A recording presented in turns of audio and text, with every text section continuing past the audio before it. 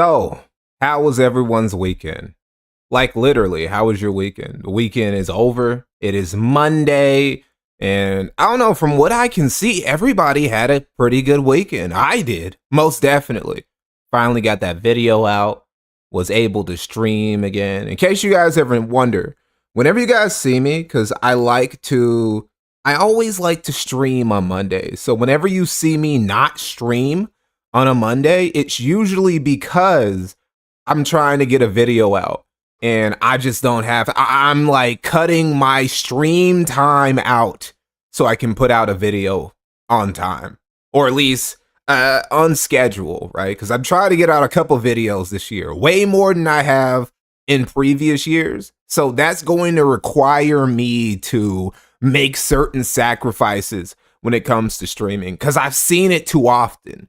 In fact, you could argue that Review Tech USA, subject of this video, half of the very large subjects of this video, he's a victim of this. He's a victim of somebody who he got lazy when it came to making videos, and he just became a streamer boy, a streamer guy. And that's really the main reason I feel why his channel suffered. Looking back, honestly looking back, the main reason why Review Tech USA shit suffered in the long term was just because he stopped making videos repeatedly and he relied too much on making videos. And I get it, right? He made way more.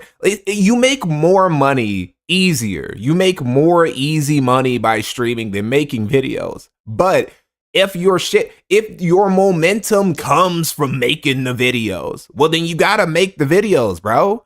The videos are like, they're what bring all the people to your streams.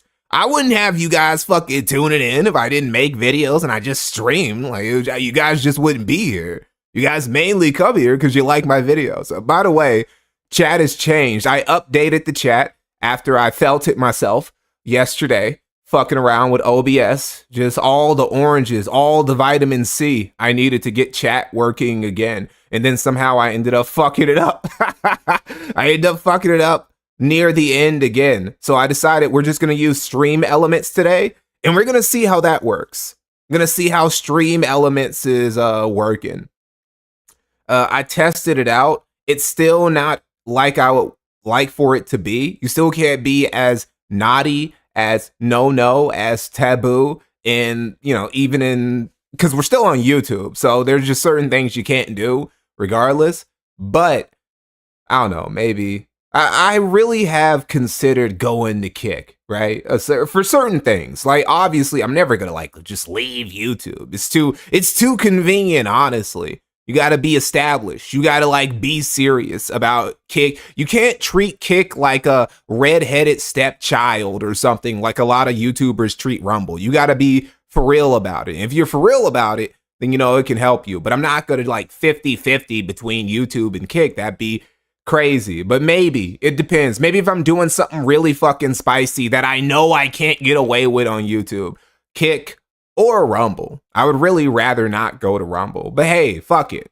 Maybe. Anyway, we're going to be doing a big double scooper of a video today, right? We're going to be talking about Review Tech USA and the quartering. Really, what we're going to be doing is we're going to be examining Review Tech USA speaking on the quartering with some sort of moral authority, some sort of superiority, the same way he talks about fucking Darkside Phil, or the way he talks about Harmon Smith, or the way he talks about all these other people. He's somebody, Review Tech USA, Richard Masucci, is so fucking sure that he's better than all of the people he talks about. He really does think that. He believes that he's like above him. To this day, he still thinks that he's better than Darkside Phil or the quartering. No, you're not. And we're gonna see, you're gonna get a lot of fucking, wait, Rich, what are you talking about? This applies to you too. And he's just not gonna get it. Because as we've discussed several times, lolcows are incapable of introspection. They have no inside voice. That voice inside your head that sometimes speaks to you. I'm not just talking about you being schizo. I mean, in general, that voice in the back of your head that tries to speak to you and shit, and just try and tell you things, makes you be a little bit self-aware. Lolcows don't have that. Lolcows are incapable of being self-aware. They don't think about shit that deep. This is why they always fucking chimp out when you call them out on something, because they don't even realize that what you're saying could be true. They don't even have the self-awareness for that. So, you know, we're going to get to it. And hold on, let me check something. Yes. Okay. Here you go. This is where the VODs go. This is where this VOD will go. And when was the last time we did a stream like this specifically? A fat nigga season stream. There it is. The original 2 Blobs, 1 stream stream that we did. I should probably rename it. I'll rename it episode 1 after we're done with this, right? I feel like I'm going to get to this in the future. I feel like there are going to be future 2 Blobs, 1 stream, maybe 3 Blobs, 1 stream. Maybe it'll be crazy. Maybe I'll be like Rich and I just cover Lolcow Live forever and that's my content. Like, here's the thing, Rich's main content is basically fucking, oh no, racist Muslim Brotherhood? Oh, okay. Rich's main content is basically just, it's just Lolcow Live. It's just Keemstar. That's all it is. It's just Keemstar. He's eating off of Keemstar and he's eating off of DSP. Those are who he's feasting off of, and that's his content. He doesn't do it any other way. He doesn't make his own content, which has always been true. That's never been not the case. Just like, again, like I said, Review Tech USA and Quartering, they're basically siblings. They're basically siblings in that they do a lot of the same shit over and over again, you know, just repeating each other. It's like what George Lucas says, it's not the same, but it rhymes. They both are slop tubers. They both became million sub plus channels by just taking other people's content and regurgitating them slowly and badly and shit like that. So they have a lot of things in common. We're going to see that going here. But before we get to Rich, first, I got to read some of these super chats.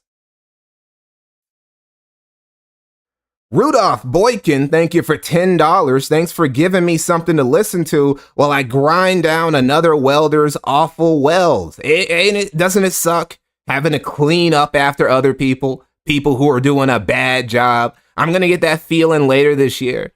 There's some sloppy work concerning Lolcows I've been seeing people get up to that I might have to come in and, you know, fix for them, rectify the situation. Quiet Rider, thank you for $2. But right now, it's time for a fat battle. Platty FPV, thank you for $19.99. We've got Cringe in stereo today. Giga Todd Howard Real, thank you for $2. I'm starting an Orange Grove in Morrowind. Oh, that'd be pretty base. Ironbrick, thank you for $5 Canadian. The donations will continue until Quarterton's morale disimproves. You know, Giga Todd Howard Real, I was just thinking, right? I was just thinking that I made a tweet once that the reason why Todd Howard, why he's a coward when it comes to the idea of remaking or remastering Morrowind is that Ames Dogs 32. Oh my God, are you a Review Tech USA guy? Dude, are you a Review Tech USA? This is the only guys. These are the, do you know, every time I've had somebody like this, almost every time with the one exception of that one guy who was a, when I was talking about Nick that one time, and it was for a really long stream, so I was surprised it was just the one guy. It was the one time. Every other time I've had somebody like spam in chat, it's been a Review Tech USA fan. And it's like, I didn't know that Rich had shooters out here like that. I didn't know that Rich had dudes that are that dedicated, that they just go around it. I mean, it's pretty lame. It's not like it's anything like serious or nothing, but it's so, I don't know, man. Imagine being like that for somebody like RTU. Our Review Tech USA doesn't even justify that level of parasocial relationship to where you go around in other people's chat and other people's videos trying to defend his honor. I can understand that if like it's an e-girl, like maybe it's like a really e-girl you're really obsessed with or some shit like that. I could understand some weirdo being parasocial about that. But fucking a middle-aged, balding, obese Italian man, that's who you out here in the streets for? Just like bustling these corners for, bro? Really? Anyway, the reason why Todd Howard will never make Morrowind, I realize, is because he knows it's his masterpiece, and he will never ever make another game on the level of Morrowind again. He realized that it was lightning in a bottle, and he never should have been able to make a game that good to begin with. And this is why when Obsidian, they made a better Fallout game than him, they made New Vegas. This is why he made them sit and basically go through a slideshow about all the things they did wrong, which was really just make a better Fallout game than Todd Howard. That was their great offense. How dare you? How dare you make games better than Todd? Todd makes all the best games. You know, like remake of Oblivion. You know, he makes all the best games and shit. So he knows that he's not up to snuff, that he'll never be able to do Morrowind justice if he was to remake it. So he'll never touch it. He'll leave it alone forever. We're never getting a remake of Morrowind until he dies. So Einbrick, thank you for the, oh, I already read that. Oh, Fug, thank you for $20. Did you see Erica Kirk's new Tyrone bull? Do you think Charlie watches them goon from heaven? Let me know what you think. Giga Todd Howard Real, thank you for $2. RTU show his GF's face. Dios mío le criatura. Oh yeah, I know what you mean. I mean, we've already known what his baby mama looked like. We already know what Rich is, because people keep saying wife. For people who don't know, Review Tech USA has never been married. He claims that he was fucking, that he and his wife were in a relation. Like, he claims that he was engaged, but I don't even know if the engagement was real.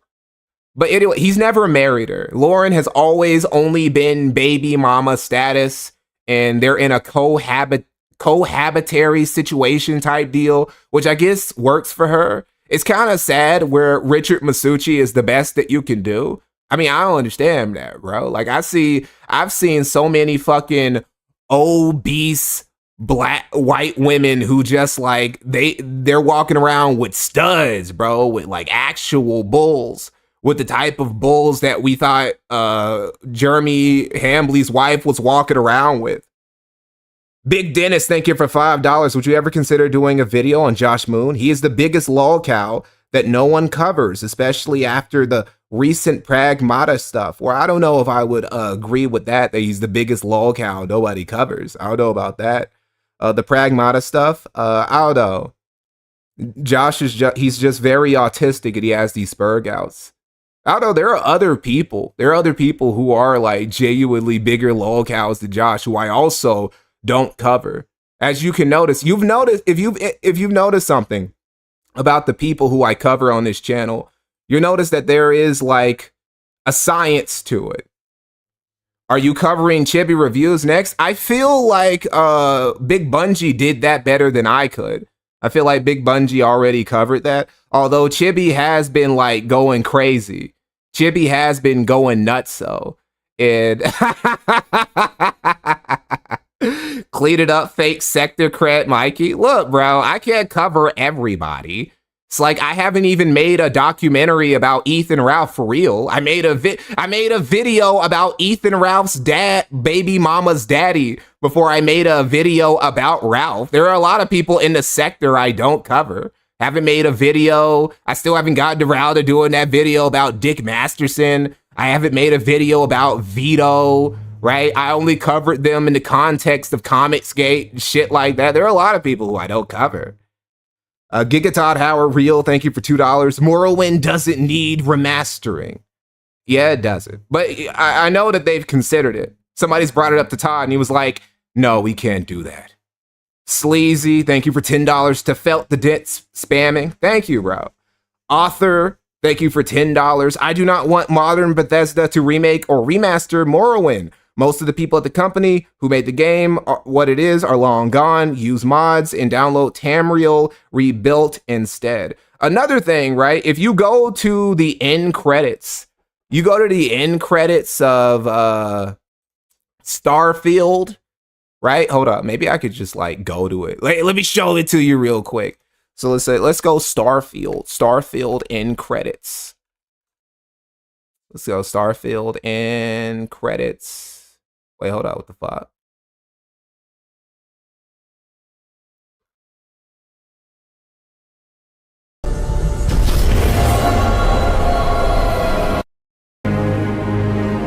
Wait. No, wait, hold on.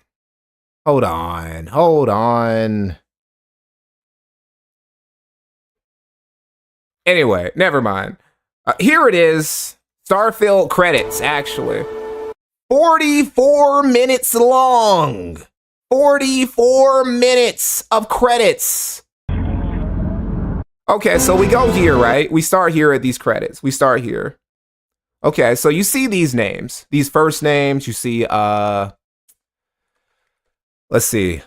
We see Todd Howard, of course, God Howard, Christopher Rodriguez, Joe Mueller. You know, you just see these names that you would expect to see from a team mostly based in North America, Canadian and American developers, right? Some French in there too. You know, you just keep going down and it's like, okay, you see that. And then you go like 10 minutes, go a couple minutes in, and suddenly Kaiji Tang. Okay. Miley Yamamoto. You keep going. Oh, wow. What is this? Zingda. Kwai Yakui. Ping Chu Hao. Those don't sound like, I mean, you know, there's a big Chinese population in Canada. I don't know, are there that many Chinese people working at Bethesda? Wow, that's okay. We just keep going. All right, we see here. All right, we got some Simon. What is that? Ariel Zhang. Akiko Yokomatsu. And just all these shit. What is that? What is that? Is that from Poland? Are these Polish names? These, I don't know, some of these seem like Eastern European to me. Right? So the thing is, like 40 to 50% of the team that worked for Starfield is like, they outsourced the game. They outsourced the game out the ass to where at least half of the people who worked on the game aren't even based at Bethesda. They aren't even working at offshoot studios. You know how like Ubisoft has Ubisoft Montreal or Ubisoft Paris or Ubisoft Singapore? This isn't even that. This is literally like you have some Indian nigga who's like working, he's working out of wherever in India, and he is working for the game. And it's like that case all over. People from Vietnam, people from India, people from China. And that is the case of modern Bethesda. And that's why Todd Howard knows that he can't fucking remake Morrowind with a staff like that. Anyway, so we go to the quarterings channel. And it's not looking good, bros. It is not looking good. There was a time when quartering, in fact, hold on, we can just go to it. We can go to that time. Oh, wow, damn, bro. Millions of views, millions, man. 6 to 7 years ago, Jeremy was fucking killing it. Bro. It was only a few years ago, he was making over 500,000 views regularly. Now, can't even crack 50K reliably anymore, bro. It's sad. So we go to the first video, and there's something that, his newest video. What's going on, everyone? This is Jeremy from The Quartering. We had the manifesto last night. A deranged leftist, blue sky avid user, and lunatic charge into the White House Correspondents' Dinner. Why does every shooter have to leave a manifesto? I don't understand that. Like every shooter, every one of them, they all want to be famous after they're dead. They all want to like, just look at what read my journal, read my blog that I left right before I went to murder some people. and just think about how deep and turbulent my inner thoughts were. It's very gay. One plan. What happened to the good old days of shooters just going to shoot up a hospital or a school and then just like not leaving any clues or nothing? Like they weren't even people, they weren't even leeches to society. They were like healthy, active members of the community. They held down jobs, they were in relationships, and then they just went to their place of work and just shot up everybody. What happened to those days? Now you got all these fucking weirdos, these outcasts, these losers. Like this dude was a Smash fan. This shooter who tried to shoot Trump, he was a fucking Smash Brothers fan. He was in fucking Smash Discords asking for tech, paying people to do combo videos for him and shit. This is what modern shooters are. They're so gay. No test in these modern shooters. One plan alone, and that was to take out Trump and as many of the administration as he possibly could. I know that there are a lot of people out there saying this is a hoax. We're going to talk about the Smash community has actually caught a lot of bodies. It's actually very shocking. That over on the Jeremy Hambley channel, my second channel after this video. You know, it's weird, right? I was thinking about it, right? With the recent Chibi shit, and you know, people are doing the thing when they're like, oh, these people, these Kiwi farmers, they're trying to threaten, they're trying to take Chibi out. They're trying to, meanwhile, Chibi, he showed a letter that he got in the mail, and they're like, these people are threatening my life. I read the letter. I read the letter multiple times. Literally no death threat in the message. Okay, you can say that it's harassment. It's definitely somebody trying to fuck with him. It's definitely someone saying like, oh, I'm gonna take out your YouTube. You made a problem. You shouldn't have fucking taken out my YouTube account or whatever the fuck, right? But it wasn't like a death threat. And also, there was no indication this person is affiliated with the Kiwi Farms in any way. Only indication is that they took a screenshot of somebody saying something crazy on the thread, and that person got banned like immediately, because that's what they do on the farms, because they have to ban you immediately if you do crazy shit, because somebody is always trying to take down the Kiwi Farms all the time. Like every other month, there's a new DDoS attack, like constantly. People are constantly trying to take down a gossip forum. And I was just thinking about how no other website where people do shit like this are they held to that level. They aren't really held to that. If you have like this one community on a forum and that one community is getting up to some shit, people usually blame the community. Nobody says this website in general is in on it and they're all evil and they all have to go. If they were just saying, if Chibi just said, my thread on Kiwi Farms is trying to get me killed, that would still be crazy. But at the very least, it would be like, at least he's like singling out the actual target, right? Like the majority of the Kiwi Farms does not give a fuck about shit. They don't even know, a lot of them don't even know who he is. They're on other parts. There are parts of the Kiwi Farms that are just people talking about movies or politics or anime or games or whatever, right? So like trying to make it out like all of the Kiwi Farms is in on destroying you. Nobody does this with Reddit. You have these fucking snark Reddits that do basically what everybody claims the Kiwi Farms does, which is try and maliciously destroy people and cyber stalk them and shit like that. And it's like nobody ever says Reddit in general needs to be taken down because they're harassing Ethan Klein and his family. They go after the snark Reddits. When you have these communities, you have all these users on Twitter who are doing it, which, you know, Chibi's talking about people are trying to kill him. I see so many I've seen a lot of death threats towards Chibi. I'm not going to lie, but they've been from random Twitter users. But Chibi has never once said that Twitter itself has a problem and it needs to be taken down, probably because he also uses Twitter. You know, he's not going to say that about the website that he uses, the website that he's addicted to. So I don't know. It just seems unfair. It seems unreasonable that just one or two users on Kiwi Farms saying something crazy justifies trying to get the whole site cauterized or something like that. It's just weird to me. Let's get right into what we know today, what we've learned. Now, this is not some random geek off the streets. This is a guy that went to Caltech. This is a guy that, for some reason, was, presumably very smart, and yet he was still activated by leftist propaganda and leftist lunatics. His own family actually turned. Actually, hold on. Let me see something. I think I missed over something. I think I skipped over something. Also, you say that like Reddit is filled with leftists. Yeah, there was like this recent Trump shooting, right? You go to Reddit, there are all these threads that are filled with it's a hoax, or man, I can't believe he missed, or hey, man, I hope that somebody tries again.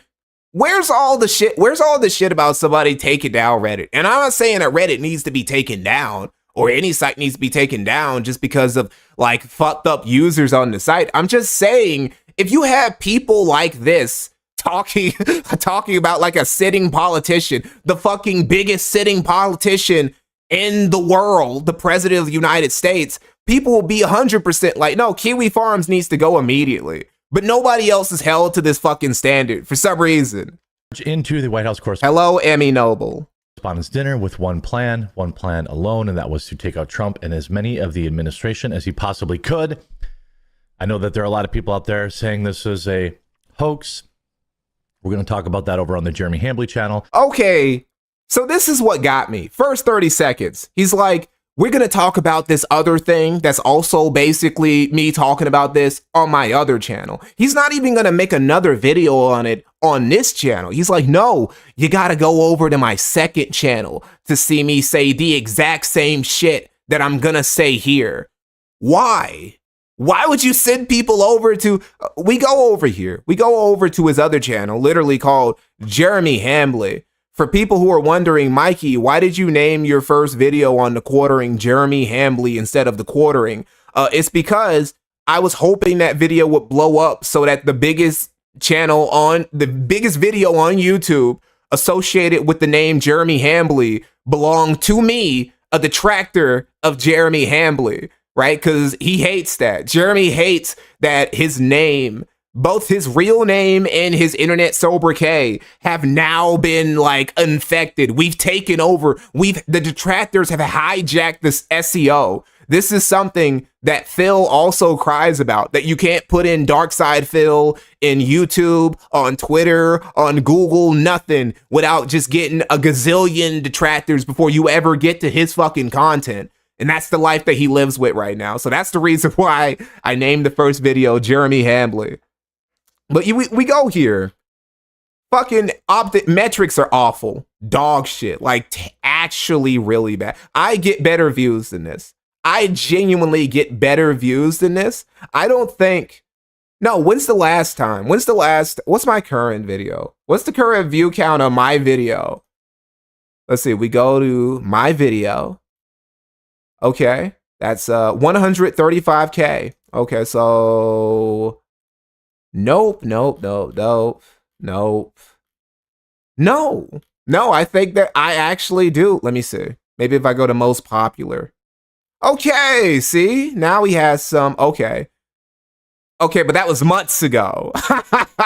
So the last time Jeremy put out a video on his Jeremy Hambly channel that had more views than the video I put out on him was like 4 months ago. And my video is still gaining views because more people keep typing in, they keep looking up what's going on with the quartering, what's going on with Jeremy Hambly. Why the fuck is he crashing out? Why is everybody shitting on him? And they go to my video and I get more views. I'll probably have 200, at least over 200K on that video by summer, right? And then he's only gonna have like 2, maybe even 1 video on this channel. The goal is to get at least 400K.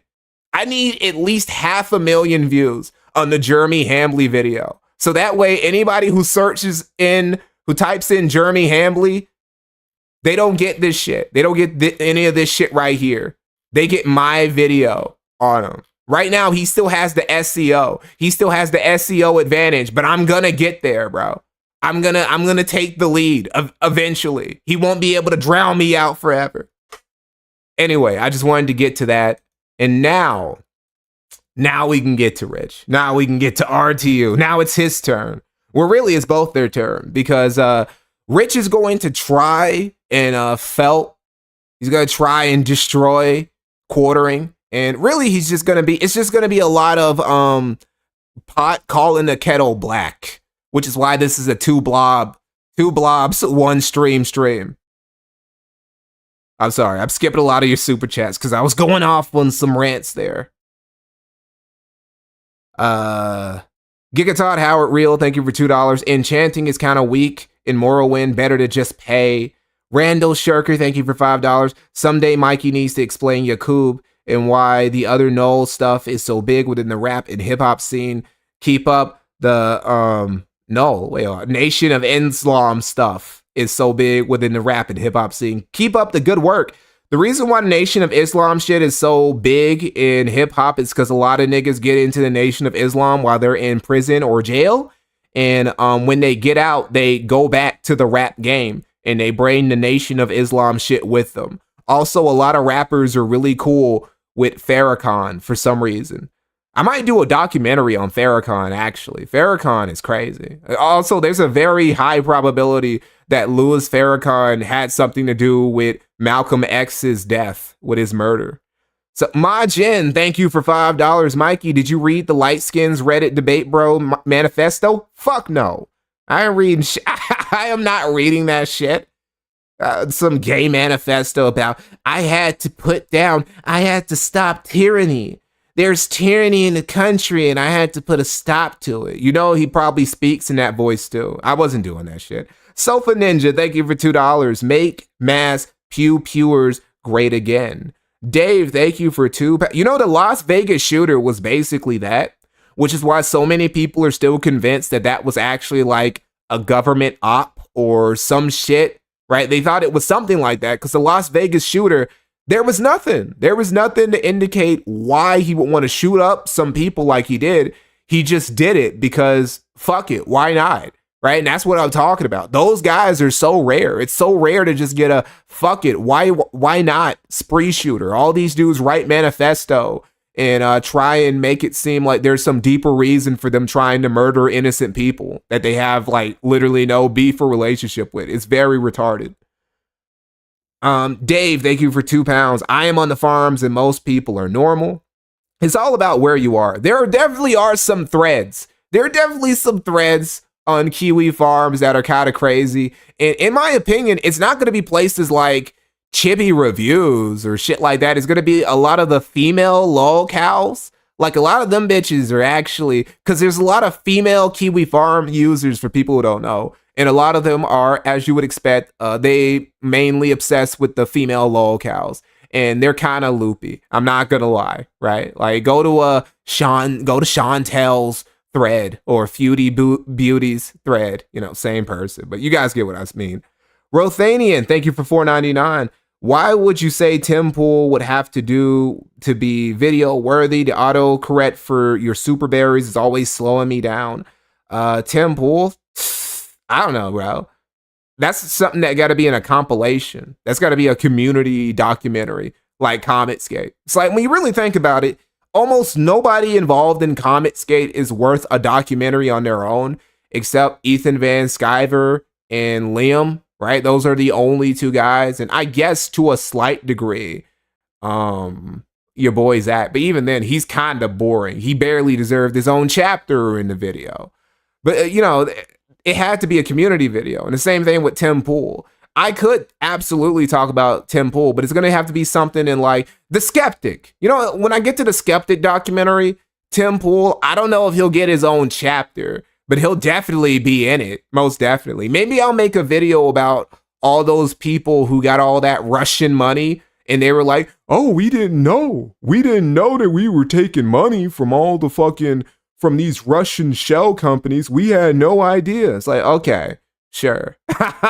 Money was just falling out of the sky. I don't know, bro. There's just this dude named Ivan, I love Putin 444. It was just donating like 2 million to me every fucking year.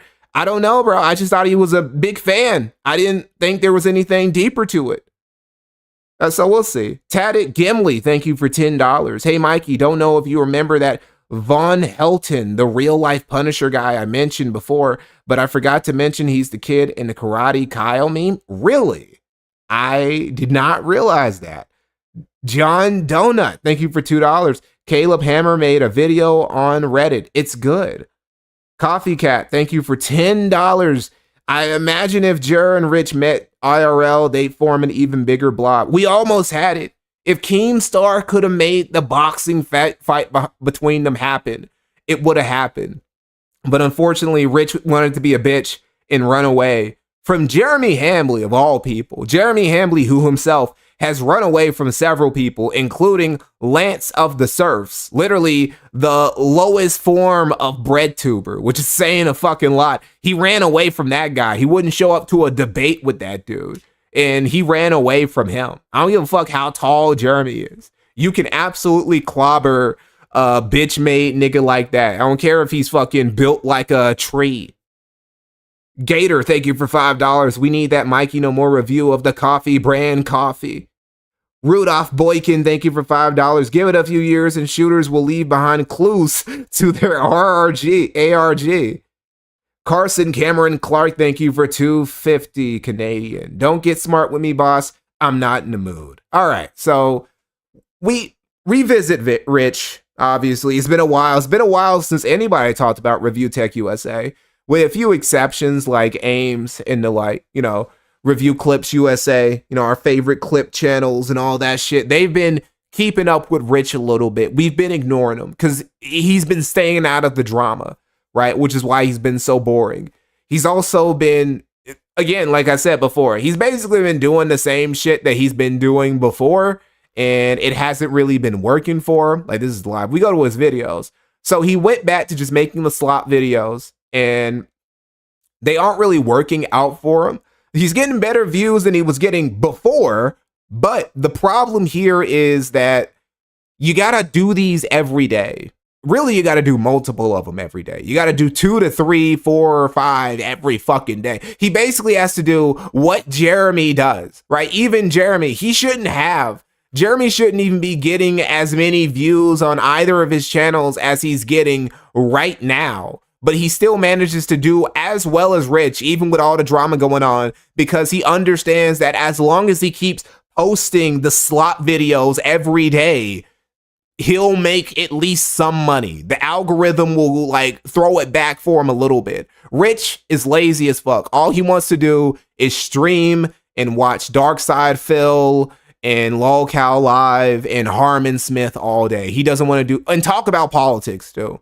He's still talking about politics. Now, he knows to not talk about politics on the fucking, you know, slot videos. He knows that the slot video should just be about gaming news, but he still talks about politics all the times on his fucking show, and he's low energy, and it's no longer just THC. It's no longer him just being high. He's taking melatonin all the fucking time now. So he's drowsy as fuck, and he's even slower than usual. So it's going to be terrible. Anyway, all the drama popped off, and, you know, everybody's been taking, you know, a lick at Jeremy for very understandable reasons. And Quartering decided this was my chance. This was my chance to get my lick back. This is my chance to get even, for me to square up like I failed to square up with Jeremy before in our sanctioned boxing match, because I'm a pussy. And when I found out he was training with Sam Hyde, I decided I didn't want none of that heat. He decided to talk some shit about Jer, so we're gonna listen to him. Maybe it'll be a Rich W for real. Let's see. All right, everybody, I'm spreading the breaking news that the Quartering is a giant in public. So here we go. Hello, everybody. I have breaking news. This is back during their beef. See, I don't understand why he decided to start with this, because we know how this ended. You were talking all that shit, making these sorts of videos where you go out in public, make an ass out of yourself, trying to call out the Quartering. And also, you know, wait, hold up. What is that in the background? What is that in the background? Is that Sicilian Delight? Sicilian Delight? In the background? Is that what I see right there? He went to a theater. The fucking cafeteria, the eating area, food court in his local mall has a Sicilian Delight. It's like it was made for him, bro. Already. What are the odds? The Quartering is a giant. Thank you. That's all. I just wanted some sauce on those zingers. That was a very cringeworthy moment for me, and I don't use that word lightly. but the context of it has aged pretty well. So, hey, Jeremy. Not really, because the context of it is that you were talking shit about the quartering leading up to the boxing fight. Or you guys were talking, well, this was before the boxing fight. This is before their beef in general. And then that beef led to the boxing fight that never happened. And then you ran away. So it hasn't aged well. It still looks bad for you. Hi, the quartering. How you doing? It's interesting that I'm making a video on you because I never thought I would again, to be quite frank with you. And even as of about 24 hours ago, I wasn't going to make a video. But before I get into everything that's going on. Who talks slower on average, Dickers or Jer? When he's on melatonin or he's high, 100% Rich. It is not even close. Otherwise, I would say Jeremy talks slightly slower when he's sober. I mean, when they're both sober, when both of these guys are sober, I'm going to say that Jeremy talks slower. When they're both high or drunk or under some sort of substances, then it's Rich. Rich talks slower. Before I get into the situation, I need to give a little backstory on Jeremy and my interactions with him. I first got in contact with the quartering because he hit me up during 2018 during the whole Diablo Immortal thing. Both of our channels were blowing up at the time, talking about the whole Diablo Immortal and Fallout 76 disasters that were going on. And Rich, remember, Jeremy doesn't like to make internet friends. He doesn't like to make internet friends. He just likes to be on his grind. Meanwhile, he was literally in Richard Masucci's DMs saying, "Hey man, you want to collab together? I see you have a really popular gaming channel. You want to like make some videos together or something?" And he had me featured in his the worst of 2018 video.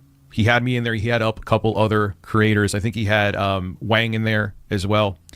And I was fine with him at the time. You know, I knew he was conservative and whatever. I guess you could even say a grifter, but I'm like, whatever. We're just talking about. I hate when YouTubers declare the video they were and we're going to make. It's so cringe. And trust me, I'm a YouTuber. Just make the video, bro, or don't. Well, look, dude, I have a lot of ID, like literally on the wall. Like I'm always saving shit and whatnot. Games here. And I was in that video, but then I started to notice with Jeremy. As long as it takes me to make a video, if I didn't discuss, I just would never like talk about videos that I have up and coming ever. That he was just disingenuous literally about everything. And then him and I didn't see eye to eye and he began to hate me and I began to hate him. Well, that's not right. Hold on. And I was in that video, but then I started to notice with Jeremy that he was just disingenuous literally about everything. And then him and I didn't see eye to eye and he began to hate me and I began to hate him. And I mean, that's not how that started. That's not how that no, that's not how that happened. Like, well, I just noticed he was kind of a bad guy. He was kind of BSing. He was bullshitting people and he was disingenuous because you were disingenuous. You've always been disingenuous. You were literally stealing $200 or you were failing to pay hardworking black men who you made bargains with. You were disingenuous. You were a liar. You were a grifter. So you say that, oh, I stopped fucking with the quartering because he just kind of sucks. Then he was in a live stream one time of mine, completely drunk, and said that he drank my gastric bypass juices. Oh, you were talking about RTU, not me? Well, it does apply to me too, MarineX, to be fair, right? Like, this is what I'm talking about. Like, when it says lolcows can't be self-aware about something. When I see something or I read something and I'm like, you know what, that kind of applies to me too. I do talk a lot about videos that I'm like, just started. I know are going to take a while for me to get done, right? So I like try and internalize things like that. I never had gastric bypass, and then secondly, him. I don't know about that one. X to doubt. Saying that he X to doubt, buddy. drank the juices that was supposed to be an own at me. That just makes you seem like a really creepy, strange dude, which you are. But using that as like a comeback to me was pretty interesting. He also, too, when I called him out for stuff, lied and said that I scammed my parents out of this house. He's like everyone else in that sphere, right? It's just whatever. I mean, you did like ruin they did. Your parents basically gave you, well, they traded the equity, right? Like they made it, he took over the mortgage and all this other shit, right? That and all of them, and really they live with him.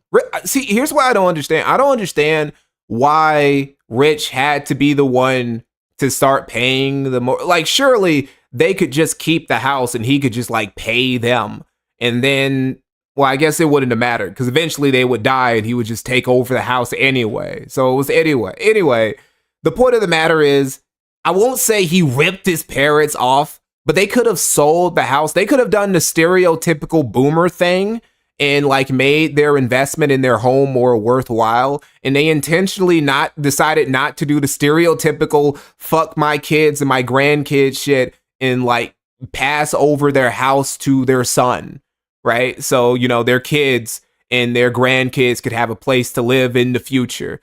And it really wasn't a good bargain because he didn't refuse.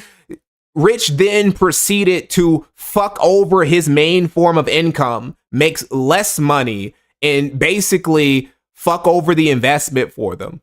And, you know, ruin the value of the house and shit like that. Whatever you need to say to get clicks, it doesn't matter who it damages, you just say it. And that's what has been his bread and butter. Now, I have no love for this person whatsoever. They're a scam artist, but this is before anyone knew that they were a scam artist. He was... You are literally a scam artist. You have scammed people. Literally. You have literally scammed people. Dead naming Keffels, which she's a transgender woman.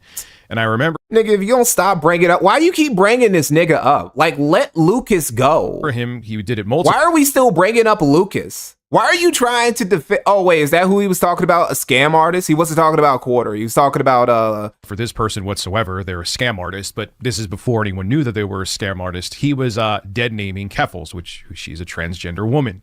And I remember he did it multiple times, and I said... I mean, there were other things about Keffels that were already red flags before we found out that Keffels was an actual scam artist. In fact, I would honestly say that Keffels being a scam artist is like one of the least egregious things about them. Like, genuinely. That maybe Meta PCs should look into their sponsorship with him. And that was it. I didn't send anything formal. I didn't try to take anything down. I've never flagged a quartering video, but you would have made it like I went to Meta PC's headquarters and tried to hold them hostage with the way Jeremy acted. You're going against free speech and you're going to go after someone's sponsors because you don't agree with them. Think about that. That is what you did. That's literally what you did. Again, hold on. Let's let Mikey explain this. Let's let Mikey explain what Rich did here and how he's bullshitting about this nonsense here. So where is it? Quartering saga. There you go. Here you go. But I know of the quartering too, but because I mean they just wanted bro to drop it, and it's really not funny. That was so cringe after one of the quartering sponsors. For everyone crying about at Meta PCs being called out for me, it's simple. Don't associate with a piece of shit. You don't get put on blast. I have never called out a sponsor before, but Jeremy is a special kind of terrible. If they continue to support him, they're terrible too. Now, first off, I'm going to say this. Jeremy Hambly, at least in the context of this period of time, and really honestly, I would say still to this day, right?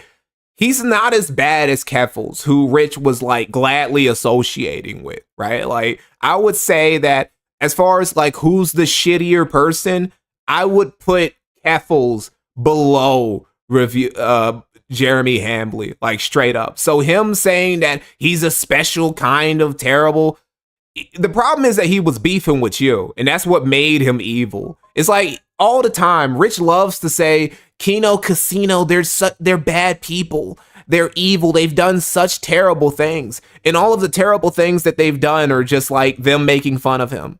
Or I don't know, any of the shit concerning the Dropbox, which again, he confessed to. That was him telling on himself. Nobody fucking snuck into his DMs or was hacking into his shit. He told the world about the fucking Dropbox situation. And everyone was like, wait, what? You have pictures of what in your Dropbox? Your fucking exes, kids who aren't yours, who are like teenage girls and swimsuit. You have that in your Why? Right? He sold that to us. So he'll say, oh, they're terrible because of that. Because they make fun of you? That doesn't make them bad people, Rich. Now, and let's fast forward to 2026. So if you're out of the loop with him, and I have to be vague about this because he's on a banning spree, okay, or he's on a flight. Honestly, I think that Rich was just attracted to Keffels, and that's all it was. It's kind of like how Ralph was one time. When was it? He was talking about how big Keffel's titties were. It's like, God damn.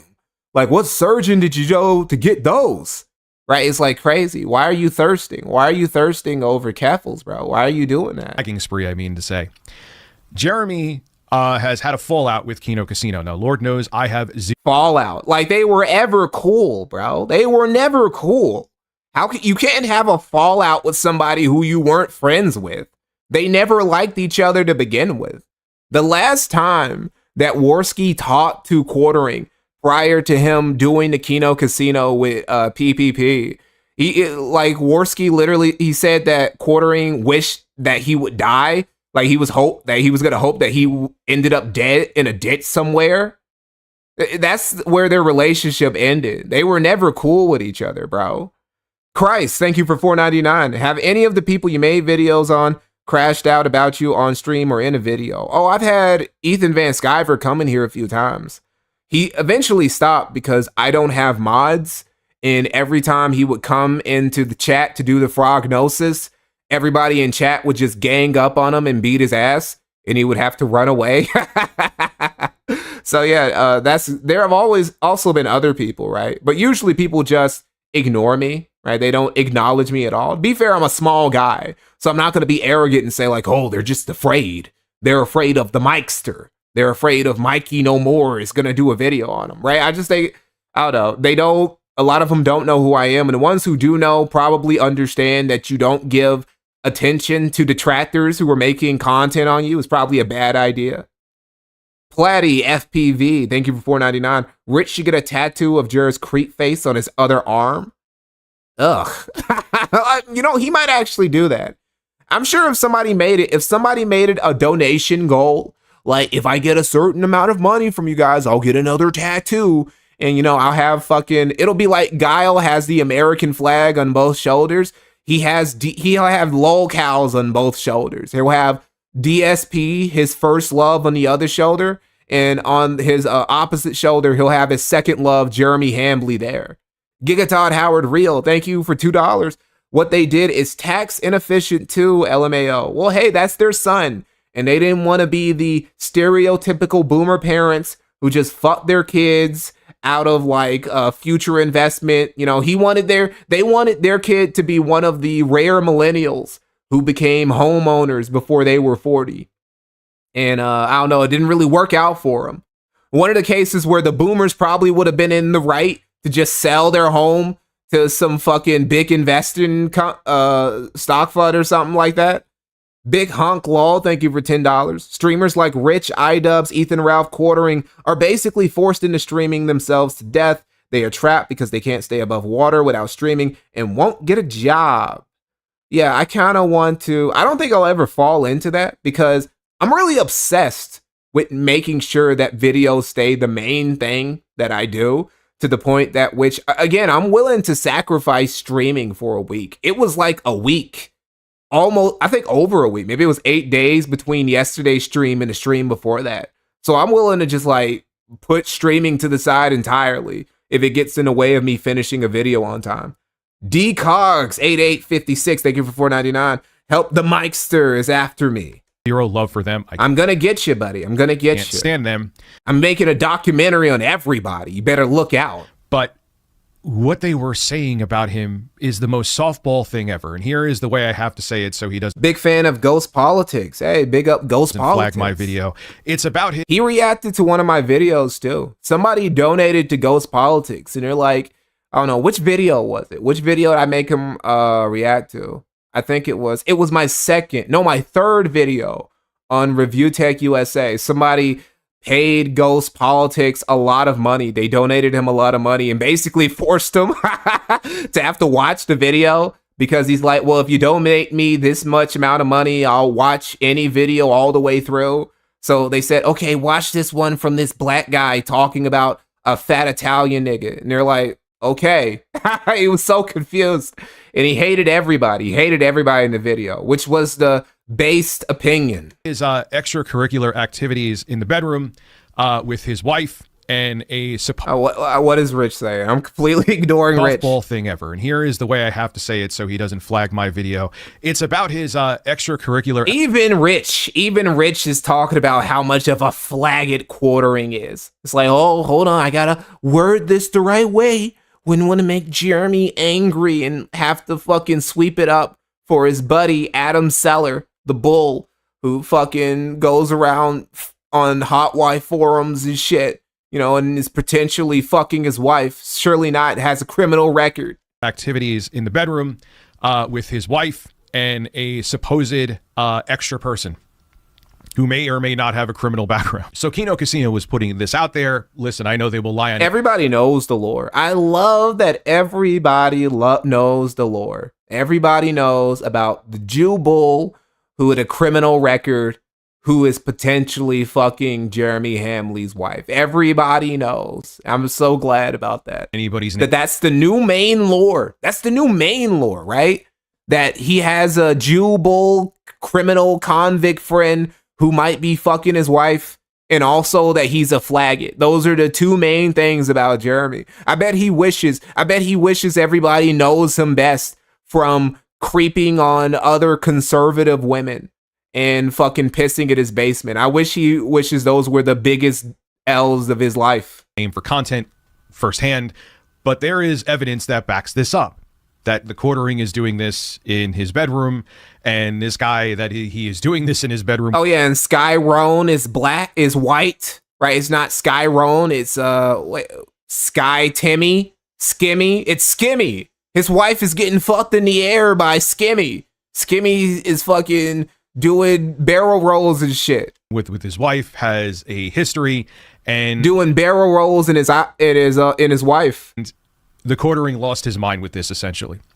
And the guy who is the bastion of free speech, on paper, we all knew that Jeremy wasn't, was going around flagging videos and getting them taken down. As a matter of fact, he got the Kino Casino Clips channel and Andy Worski's channel taken down for ban evading. Now, he swore up and down that he didn't do any of this, and he swore that everyone was just jumping to conclusions. But then he was live streaming. And you know how with browsers like Chrome and whatever the hell else you use, Edge, it'll show your most recent visits, like in the top bar where you type in wherever the hell you. He's actually doing a pretty good job of condensing what happened. I'm surprised. Want to go, right?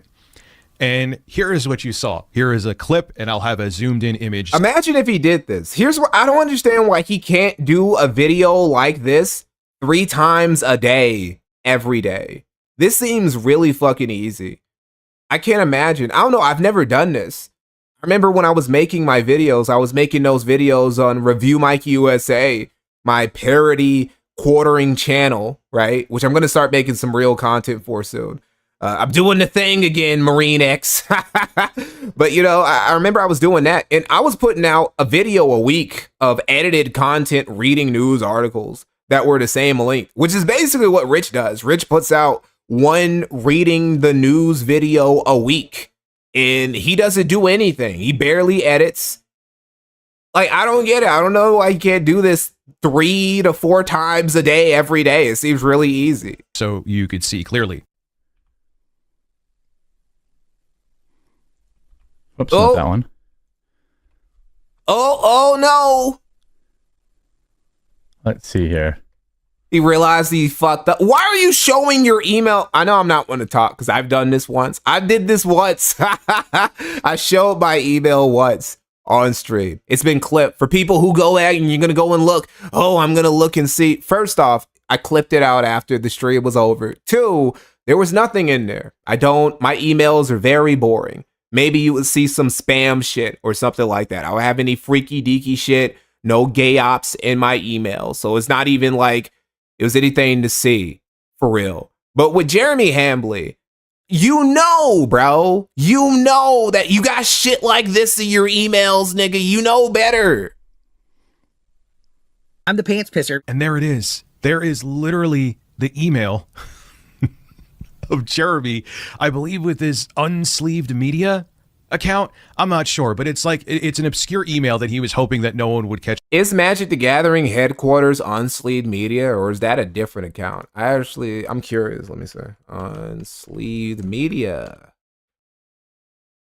No, they're different. They're different accounts. Magic the Gathering headquarters. No, never mind. They are the same account. Okay, that must be the email for it then. Okay. John too, of him. Thanks for the YouTube thing. Thanks for the report. Meaning that he was actively, recently reporting channels. He could say whatever else he wants to, but there is no way when you open up that top bar in your browser, it shows the most recent things. Why would that be there, Jeremy? Why would that be there? And the banger. And the only thing about this excuse of Jair's like, oh, I wasn't doing that. Well, who were you reporting then? You didn't flag, right? You didn't report the Kino Casinos clip channel, and you didn't report fucking Warski's channel. Who are you reporting then? Who else were you snitching on? I mean, you were doing it to somebody. Somebody got their shit fucked up because of the quartering. And when there have been other people who have reported their shit getting fucked up besides me. I remember Chill Murray. He was like doing some shit involving the quartering, and he got the same thing I got, where he got his shit age restricted for some reason. Everybody seems to keep going through the same thing whenever they talk about the quartering situation. His current shenanigans, they get their shit age restricted, they get videos taken down, or channels just straight up disappear. It's weird. Was last night I was on a stream, right? And we were watching Alyssa Clips, and she had up where Josh Moon was talking about the quartering his wife and their very special friend. And we were watching it, and it was fascinating to watch. Why is he's so embedded in, like, well, I guess it has gone kind of mainstream to a degree, but he knows at least Alyssa Clips. He knows about Josh, which I guess Josh isn't like some hidden guy. This is another thing, like when it comes to the Kiwi Farms, people act like Josh Moon is this shadowy figure. Josh Moon is a public figure. You can look him up. There are photos of him online. You can DM him literally right now, except on the Kiwi Farms. Josh does not actually let you DM him over the Kiwi Farms. The only way you can be in the DMs with Josh on the Kiwi Farms is he has to DM you first, because otherwise he would just have fucking people just DMing him bullshit all day, every day on the forum. So watch, because it kind of gives like the whole backstory of it, and how Jeremy is a complete hypocrite and serial flagger. Ralph has essentially, thank you Quiet Rioter for $5. Ralph has essentially become what a lot of the cosplayers did from the early 2010s. So many of them are VTubers now. Or Rich, excuse me. I'm sorry, I meant Rich, not Ralph. And yeah, that's true. Although I guess, Ralph never made videos. Ralph has always been a streamer, first and foremost. It's a me, him, thank you for $2. Who has scammed their viewers more, Rich or Ralph? Damn, that's actually pretty hard. That actually is pretty hard. I would say it depends on what your definition of scamming is, really. Because if you think the definition is just being like somebody who you're trying to upsell them, kind of being like a car salesman, where you're trying to sell them on a product that isn't nearly as good as you try and propose it to be, and you're trying to like get them to sign onto this thing that's really not worth the price or the amount that they're going to have to pay for this product in the long run, some shit like that. A shifty used car salesman. That's what Jeremy kind of is, right? Rich has literally said he would do things and taken money to do things and then proceeded to not do things, right? Rich has literally said that he would give somebody money for doing something for him, and then they do the thing for him, and then he proceeds to not give them money. So he is the more outright scammer. But I would say quartering in general bullshits his audience more often. He just doesn't outright blatantly scams them in their face as much. Christ, thank you for $1.99. It's funny how you Rich Tomorrow, your second channel. I'll get to it. I'm getting to it, I swear. Heather Hambley got blacked. Wow, what a name. Thank you for $5. RTU never deserves a W. He's too well documented committing every cardinal sin on YouTube. Yeah, a lot of the things he accuses, I say accusing, like these are things that Jeremy has done. But a lot of the things that he's going to get on Jeremy for are shit that he has done in some way or some form. So Sir Spoon, thank you for $5. Jer switched from MTG headquarters to Unsleeved Media when Wizards of the Coast banned Jer's Magic Online account and he lost everything on there. I never understood why he really needed to be cool with Wizards of the Coast in order to make Magic the Gathering content. I never understood why he needed to do that, because you got, I don't know, I see some trading card YouTubers who they don't go to events or anything like that. They don't get exclusive deals from companies or anything like that. And they still get tons of views and they get a lot of support for their content and shit. So I don't know. I felt like he's just shit at it. He's just bad at making content. He's bad at making content unless he's just taking other people's content, for real. Even though he swore to be against it.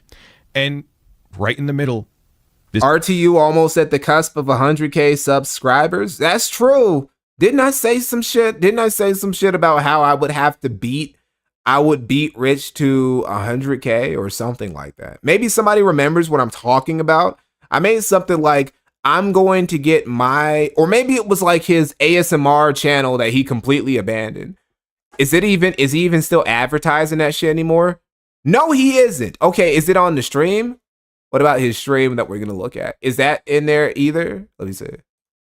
We go here. No, wait, let me see. No, nigga, I'm not about to fucking join you. Let's see. Tech ASMR 25. That's what it was called, right? There it is. This channel that he said he was going to get to 1 million subscribers and that he was going to retire off of. He hasn't uploaded a video in 4 months. What the fuck do you mean?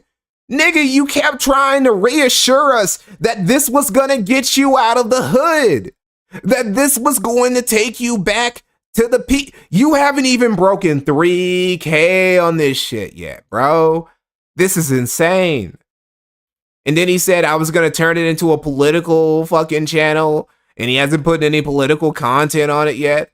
Maybe I should stop talking because I said, oh yeah, I remember now. I think it was Tech 25 ASMR. I was going to make it to a certain amount of subscribers before Rich did, which is just a given at this point. In fact, hold up. I might already have more subs than, hold on, let me see. Review Mikey USA. For people who are wondering about the second channel, no, I don't. I don't even have 500 subs yet. To be fair, I literally haven't put in any new content on this fucking bitch in a year. So we'll see. I feel like I'm one good video. I feel like one good video, I could make it there. With just one good viral video will just shoot me past this shit right here. I'm pretty sure I could do that. I am not Rich tomorrowing this channel. It's not happening. We are putting some content on this bitch. 100%. 100%. This video is unavailable midstream.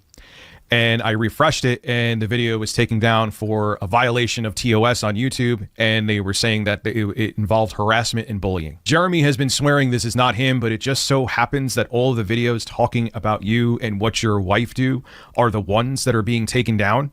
There's just make boyfriend ASMR. Someone, is that what I should do? I should make just like Black Tyrone ASMR content. Is that the thing? In your name, in your honor. I know people have even said Skyrone ASMR. I can be your Skyrone. That it may be this other guy doing it too that they are involved with, but it does. I do the ASMR. I'm trying to talk to you like all seductive like, but like then I start the plane's engine just completely plays over my voice. You can't even hear me. Doesn't matter. This is your situation. This is something that you're doing, and you are the guy that always swore that you would never do things like this, doing things like this because you want to hide what you're doing in your personal life. And the thing about it too, Jeremy, as a person who's been accused of fake, horrible, horrible things, you would flag someone because they're saying that your wife is hooking up with another dude? That's it? That is not the reason why he did that. Heinous that is 100% not why. That is not the reason why he did that. Because if that was the case, he would have gotten on the casino a long, long, long time ago, right? A long time ago, because they've been talking about his wife fucking, like we said, the Sky Bull, the Skyrone lore has been a very long thing, like maybe even a fucking year. they've been talking about Skyroan and all that other shit.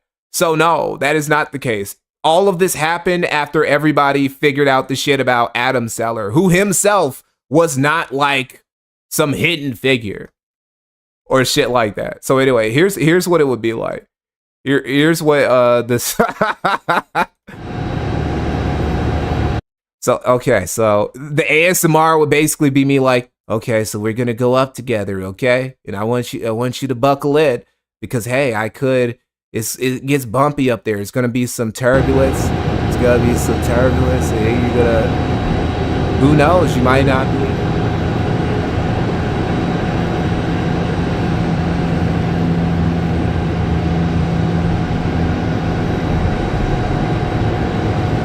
And you just can't hear me. That's all the ASMR is. It's me being completely muffled by fucking engine startup sounds from the fucking plane.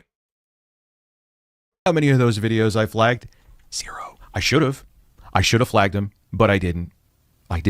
You, on the other hand, you're flagging as we speak. What's funny about this is if you remember the whole Mundane Matt situation, where Mundane Matt was on a kill stream. This is during like the Blood Sports era, which is still kind of a thing, but it's moved over to other platforms besides YouTube. That was the infamous It's stream. not really a thing. I wish it was, though. There are some Blood Sports, but it's rare. It's very rare you get some good Blood Sports. It's not a sanctioned thing, and I don't think it can be. I think the thing about the Blood Sports community is that it was always like, well, it was two things. One, it's like herding cats. Jim tried to do it. Jim tried to herd the feral cats that were people in the Blood Sports community, and it was just, it was a complete failure. You can't do it, right? It's not possible. These people, the type of people who would openly engage in Blood Sports all the time, they are not built for being stable. The other problem really plays into the first problem, which is that people in the Blood Sports community are not stable. And everybody who had a platform that hosted Blood Sports, they ended up fucking their own shit up. Ralph, Tonka Saw, Warski initially, right? So yeah, it's you really can't have Blood Sports as a regular thing. It's something that's got to happen organically, right? Like a surprise thing, surprise Blood Sports sort of thing now. That had Ethan Ralph, had Mr. Medicare, Mundane Matt. The quartering, of course, came through to griff there and get possibly new viewers. And wait. I'm just thinking about it. I'm like, wow, how come he knows all this shit? I'm like, oh, he watched my video. I forgot that Rich watched my documentary. He never watched my video on him. He's never watched any of my content on him, but he has watched my video on the quartering. So that's probably part of the reason why he knows this lore so well, is that he literally watched my shit. He might have watched my recent video about the quartering, actually. Maybe that's where he's getting all this shit from. Mundane Matt literally had his career destroyed for doing the same exact thing that Jeremy is doing right True. now. Jeremy gave this speech. I'm going to play it in full. It's about a minute and change. And then, which is very unfair. Looking back, I don't know. There have been some people who have just been giant faggots like PWR, right? So recently, for people who don't know, Lord Diaz, if you go to Lord Diaz's channel right now, you'll notice that a lot of his PWR content, for people who forget about who PWR is, good. He doesn't deserve to be remembered, loser ass nigga. He got blessed by the casino, didn't really deserve it, and he really's been fucking off with the money and making shitty content.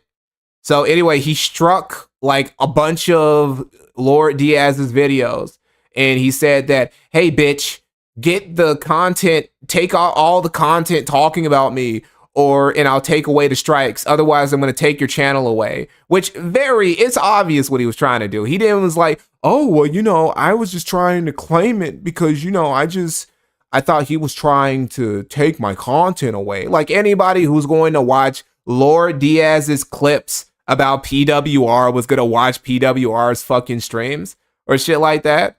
Right? So you got these faggots out here. We'll come back and I'll give you my take on it. You have these faggots out here who basically have been doing the exact same thing or even worse than what Matt did.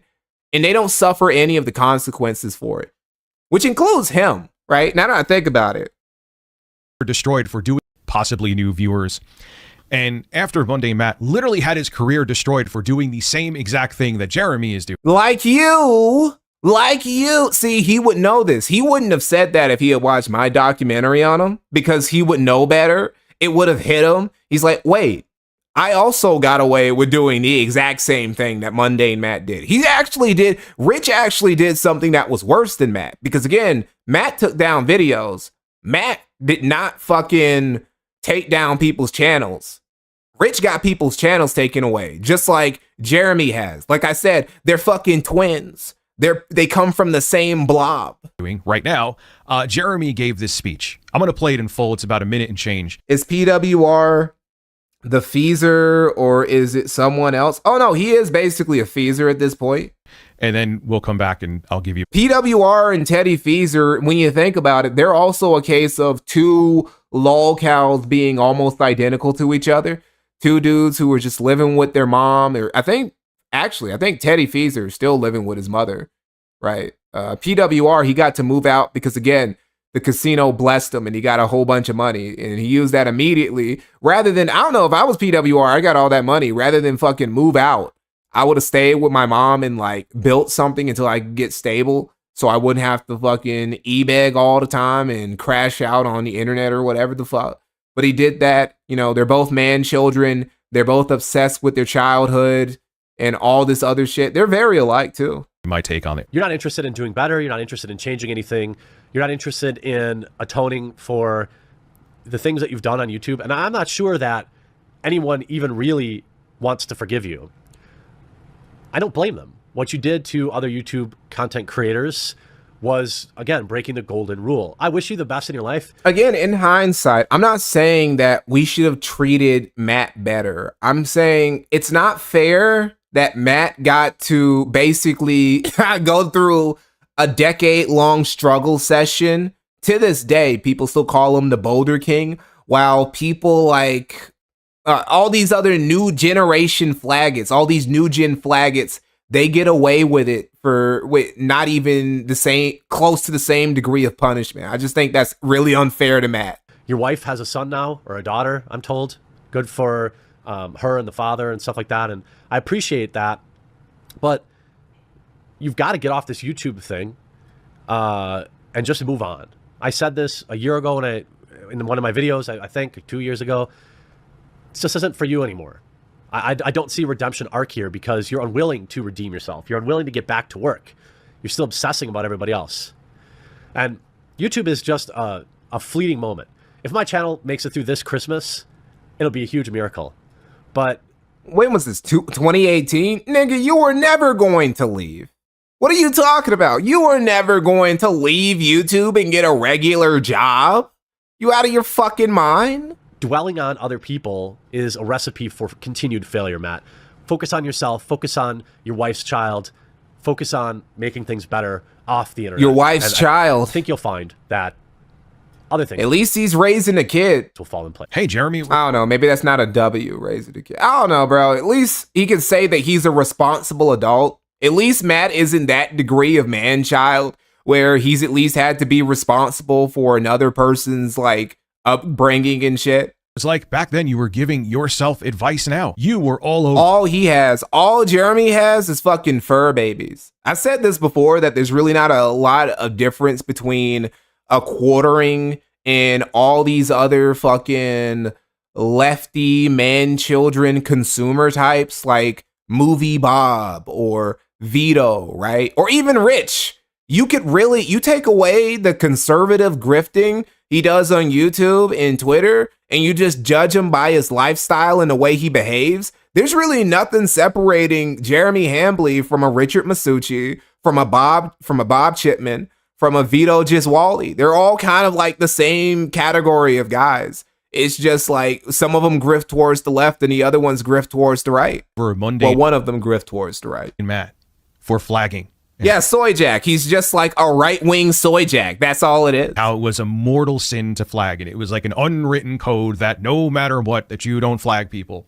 And you said, hey, man, it's time for you to move on from you. It's just the meme edit. It is Jarbo's kid. Well, okay, he reproduced. Unlike Jeremy, who fucking, I don't know, he did something really fucked up where he tried to blame his wife's for their infertility problems and the reasons why they can't have kids. Wait, obviously, bro, I'm pretty sure it's you who's shooting the blanks. I think your balls just ain't worth shit, bro. YouTube. It's not even worth trying to cut them off for nothing, right? Do something else with your life because this isn't for you. You can't come back from this. And here you are doing the same thing. But I've noticed this with these people. They don't really act. One of those niggas who never needs to wear a condom ever. He ain't got nothing going on downstairs. You ain't got to worry. I fill up that womb all day, every day. Ain't no life coming out of there in 9 to 10 months. Actually stand for anything. They will accuse you of things and shame you for things, and then turn around and do the same exact thing and not expect the same repercussions for it. And here we are, Jeremy doing just that, pointing the finger at people like, we need to treat PWR worse. Yes, we do. We actually do. And I don't know, we might. I've been looking for new people. To become detractors of. In PWR, flagging somebody, especially in this climate, he picked literally the worst time to be a flaggit. Maybe it was because of the quartering. Because I remember, I think it was Brittany Venti who said that people are now emboldened to flag more because of the quartering. Well, I don't think that people are going to be emboldened to flag more now because they see what the quartering is getting and they don't want none of that, right? Like Otterly Noah, for people who know who that is, that guy's also a flaggit, and he was really gay about it. He lied to his editor on some bullshit and got her to flag in his name, and then she was taking all the heat until he eventually got caught doing it shit. He got his hands caught in a cookie jar, or trying to trick another kid into putting their hands in the cookie jar for him, and he's been getting a lot of shit, right? We need to brutalize flaggits whenever we find them, so we can discourage that behavior. Mundane Matt shaming them. And I'm not saying Mundane Matt was right. He wasn't. But you're doing the same thing right now. Oh, his artist, right. Now and actively still. It's like when you have somebody back in the good old days. If you had somebody who did like just a heinous crime, right? Like that, like what's his name? Leo Sphinx? The Jewish nigga who the ADL, they created some narrative that he was an innocent man, even though, okay, so here's the story. So Leo Frank, so people who don't know, I'm sure a lot of you guys know, I'm pretty sure everybody in chat knows the story of Leo Frank. So it's the early 1900s, Deep South. He works at a factory, this Jewish fella, Leo Frank. He murders a little white girl. He gets arrested for murdering this little white girl. In the Deep South, Georgia, he and his lawyer accuse fucking a black janitor of actually murdering the little white girl. In fact, they accuse 2 different black gentlemen of murdering this little white girl. All of these white people in the Deep South are like, nah, bro. That Negro didn't do nothing. Bring that neck over here. They had the noose ready. They busted that boy up out of the prison, up out of the jail cell, and they hung him that afternoon. They didn't even wait for the verdict. Or maybe they did get the verdict and he just wasn't sentenced yet. Anyway, they had to do stuff like that to discourage people. Hey man, if you go around murdering little girls, you're gonna get swung from a tree. We just gotta do it to you. So all the other dudes who do that shit, or how Singapore, they'll give you like 5,000 lashes if they catch you with an ounce of weed. You know, you got to know that there are consequences to your actions. Doing it. So it's time for you to step away, Jeremy, according to your own words. So it'll be interesting to see how Jeremy's audience reacts to this. I think a big reason why he's obsessed with jumping in front of this and going full in on the Streisand effect is, I think the governor of Georgia was going to pardon Frank. He acted too late. Audience is cooling off and got to be faster with that pardon, buddy. Noticing that Oh no, you mean like the modern governor of Georgia? Why? Jeremy is boring. Has post-mortem pardon of like, what evidence is there that he didn't do it? Has no charisma, and he's just a right-wing grifter. Even if people like the affirmation from right-wing grifters, he's like not a good vessel to get the information from. He's now a Christian. He's a newly founded Christian who wears a cross every day. And I do think that is the reason why Jeremy is so obsessed with trying to wipe his bedroom affairs from the internet, because he has to seem like a squeaky clean Christian boy. But any way you slice it, Jeremy. I mean, look, they can give Leo Frank, after death pardon. It's not gonna make that neck work again. That neck is gone, boy. I will be shocked if you could continue to be this way and you keep your audience. Now, who knows, man? There's been other people who've been accused of terrible things, and a lot of times their audience is like, you know what? I don't care. It's not about them being ethical. It's just about them hating who I hate and saying what I want them to say. And if this content creator says what I want them to say, I will continue to watch them. But this is the difference with this, though, is that you went after Kino Casino, who is vastly more relevant than you. I can't stand them, but that's just a fact. I also don't think, as much as I hate them, that their clips channel should have been taken down. If nothing else. The weird thing about Leo Frank, and I'm going to get off this, is that I don't understand why the ADL chose him. Like, there were cases of Jewish people in the 1800s, 1900s America being discriminated against and being treated brutally, or even being murdered for crimes they didn't commit. And they chose literally the worst example. They chose an example of like niggas and white people in the deep South being anti-racist, like defending black people just to hang this guy. They chose that guy as like their martyr. Like, why would you do that? Of all the people, dude. It made for a great stream. It's like if I'm a German, if I'm in Germany and I'm trying to run a suicide prevention program, and I choose Adolf Hitler. Why would I choose him? Out of all the people who've committed suicide in Germany, I wouldn't choose Hitler. That'd be ridiculous. Especially when they talked about Phil. And it's like, well, he's a famous case of somebody committing suicide under stress. I mean, okay. I don't think that's... Except in very extreme situations, I don't agree with flagging. But here you are, the person that stood against this, that stood on the grave of Mundane Matt's career, saying that flagging is wrong, and here you are, still actively doing the same thing. If that isn't career ending, I don't know what is, but it should be. And there's a decent chance it will be, especially because he went after Kino Casino, who is way more relevant than him. Sub numbers. Oh my God. Even Rich has to admit it. Even Rich can't deny that, look, I hate the Kino Casino. They have been cyberbullying me to death, but there's no denying that they're way more relevant than Jeremy is right now. There's no denying it. And they are. This was another reason why he was so mad, because Jeremy gets very sensitive over the SEO and whenever it gets taken over, which is why all these new detractor channels and detractor video, not just detractor videos, like full blown detractor channels, like what people like Dark Side Phil and Low Tier God get. Full on channels just dedicated to shitting on them. They are now taking over the SEO. And Kino Casino was doing that a lot when their channel was still around.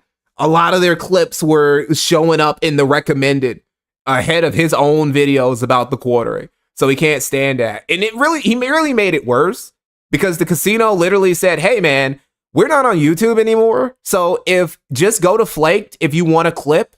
If Flake just gives you a clip, you can like do whatever the fuck you want with it. Monetize it, whatever.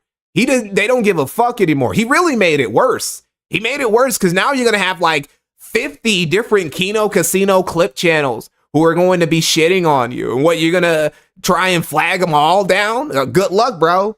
Good luck. Oh, so let me see.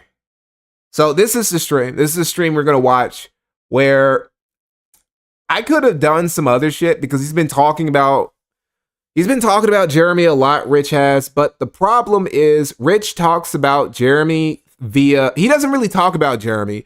He watches other people talk about Jeremy, and then he talks about Jeremy. He's basically doing what I'm doing right now, but the difference is I'm also talking about Rich. I'm not just talking about fucking the quartering and I'm using Rich as a conduit to talk about the quartering for me, so I don't have to provide content. No, I'm shitting on two blobs at the same time. I'm multitasking. I'm dual wielding lolcows right now. Jeremy doesn't know anything about that. Rich doesn't know anything about it either.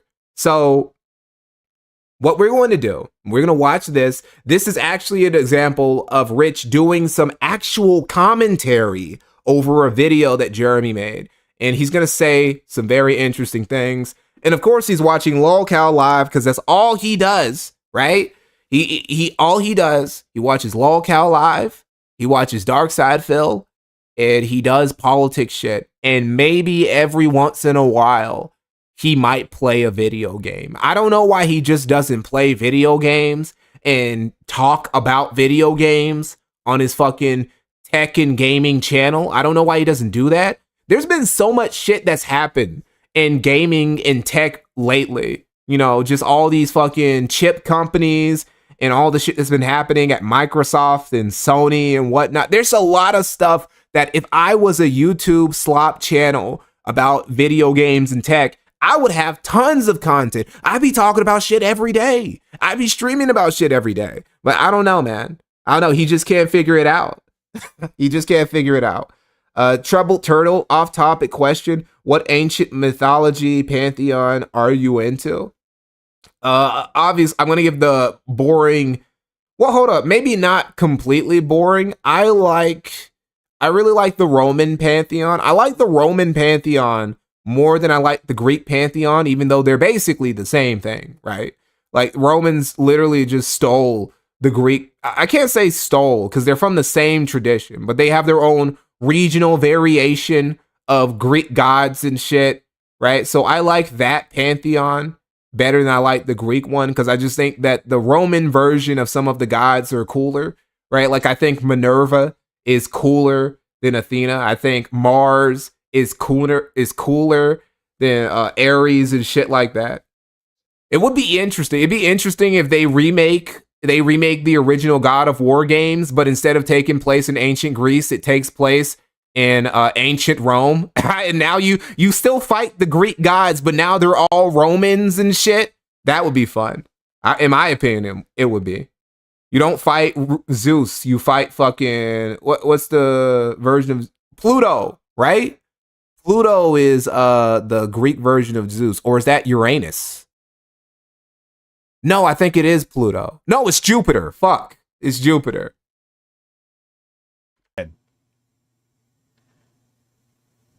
All right, so we could remove that. No, Mars is Aries.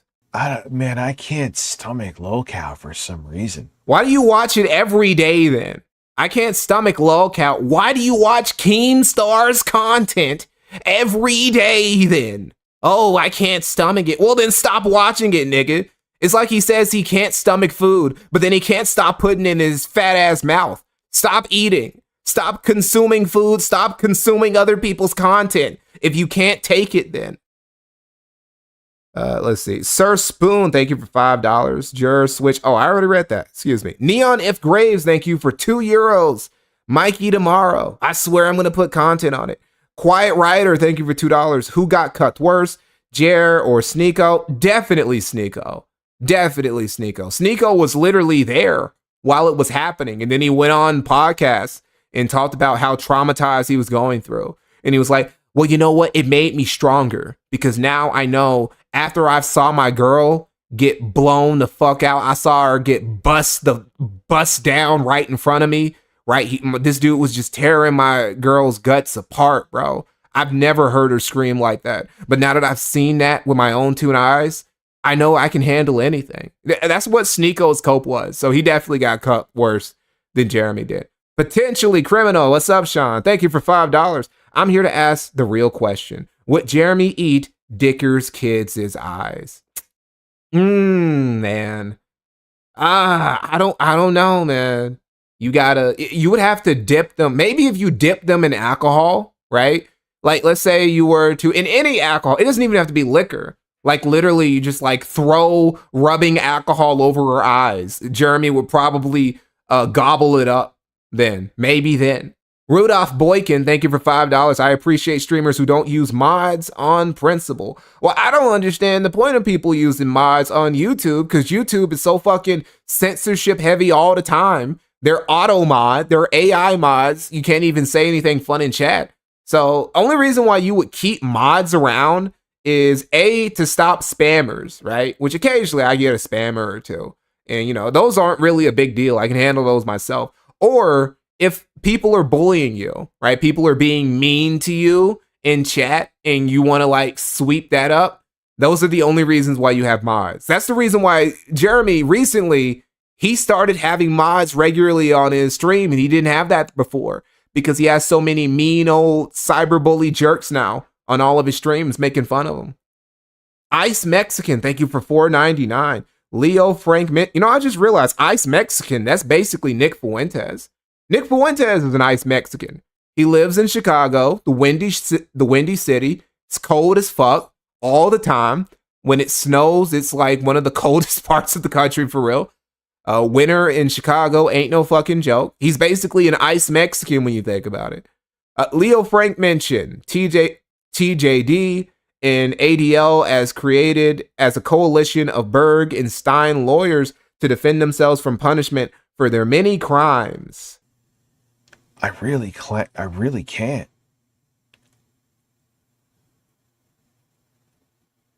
Oh yeah, Tim Pool crap. Oh wait, no. Let's see. All right, everybody, I'm spreading the breaking news that Yeah, you're spreading that fucking terrible beard. It's the same beard. What do you mean? Well, you think you look better now? Man, bro thought he glows up. I hate that, bro. That's so common with fat niggas. Fat niggas will legit lose 10 or 20 pounds, and then they act like they're a whole new person. Like, man, the hoes won't stay off of me. I went from 500 pounds to 470, man. I'm about to be blowing these bitches' backs out.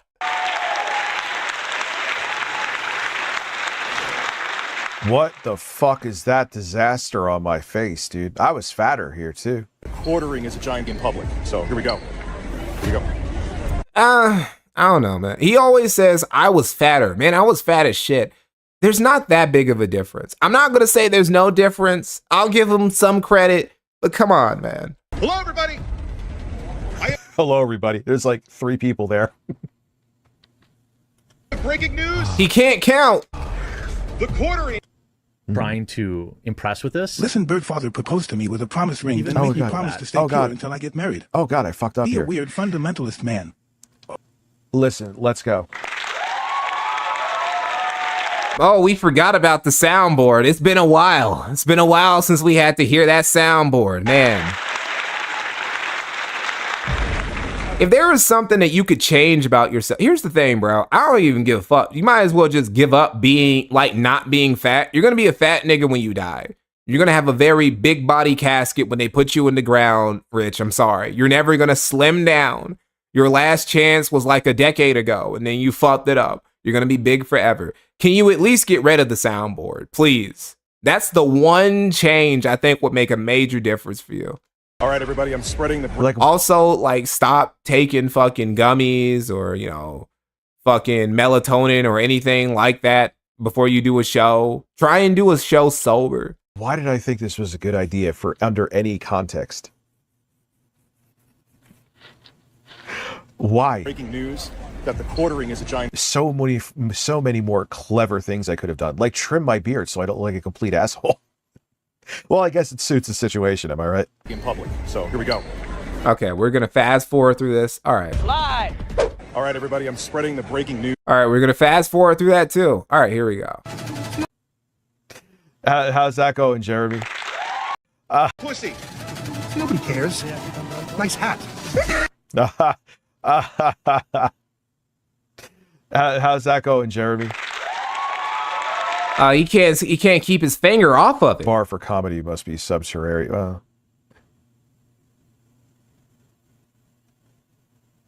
I mean, yeah, it was just meant for the lulz, obviously. Oh, I wasn't being serious, guys. I was just like playfully trying to get his sponsors taken away. Which, look, even though we don't fuck with the quartering, but still trying to take somebody's sponsors away just because you don't like what they're saying, that's still gay. That's still not cool. That was still a bitch move on Rich's part. Like, Rich's sins are not now vindicated just because, like, they don't become virtues just because quartering has briefly surpassed him on the lolcow tier list.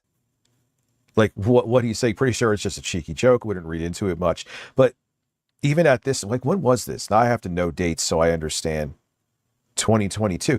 That was, maybe it was beginning to lose my mind right here. MikeyNohMore, you don't understand. He lost at least 300 pounds since during the clip he was with his baby mama, and now he's not. Well, I don't doubt that he's lost 300 pounds since then, right? Because he probably lost 70 pounds, and then he regained 80, and then he lost 20, and then he regained 10, and then he lost 80, and then he regained 40, and it just kept fucking rubber banding like that endlessly, right? Which is how it is for a lot of fat people. They lose weight a little bit for like a couple weeks or a few months, and then like a couple weeks or a few months later, they gain it all back and maybe even more. So he probably has lost over 300 pounds in the past few years. It's just there's no difference because he keeps just eating a lot of it back. Mikey, do you think he took Ozempic? Of course I do. He doesn't have the willpower or the discipline to do this the regular way, because otherwise he would have done it before now. But out of nowhere, in his fucking mid-40s, he suddenly developed the discipline to eat the right amount of portions, to check his calories and shit, to hit the gym, go for a walk a couple steps every day? Of course not. Oh, this laugh is painful, man. I don't mind what I'm seeing, but you... All right, we're gonna go past that. All right. With an apology. I apologize. All right. To be fair to Rich, that was very cringe, but that wasn't Rich. That was Jeremy's cringe. Jeremy was being very cringe there. And oh, look at this fucking poser. Look at this posing ass bitch over here with Berserk on the shelf behind him. Nigga, you know you've never read Berserk. He's never read Berserk, probably never watched Berserk. Oh, he's got Mother too, right? Oh, you're an Earthbound fan? Oh, is that King of Fighters? Man, you have never been invested in any of this shit, like ever.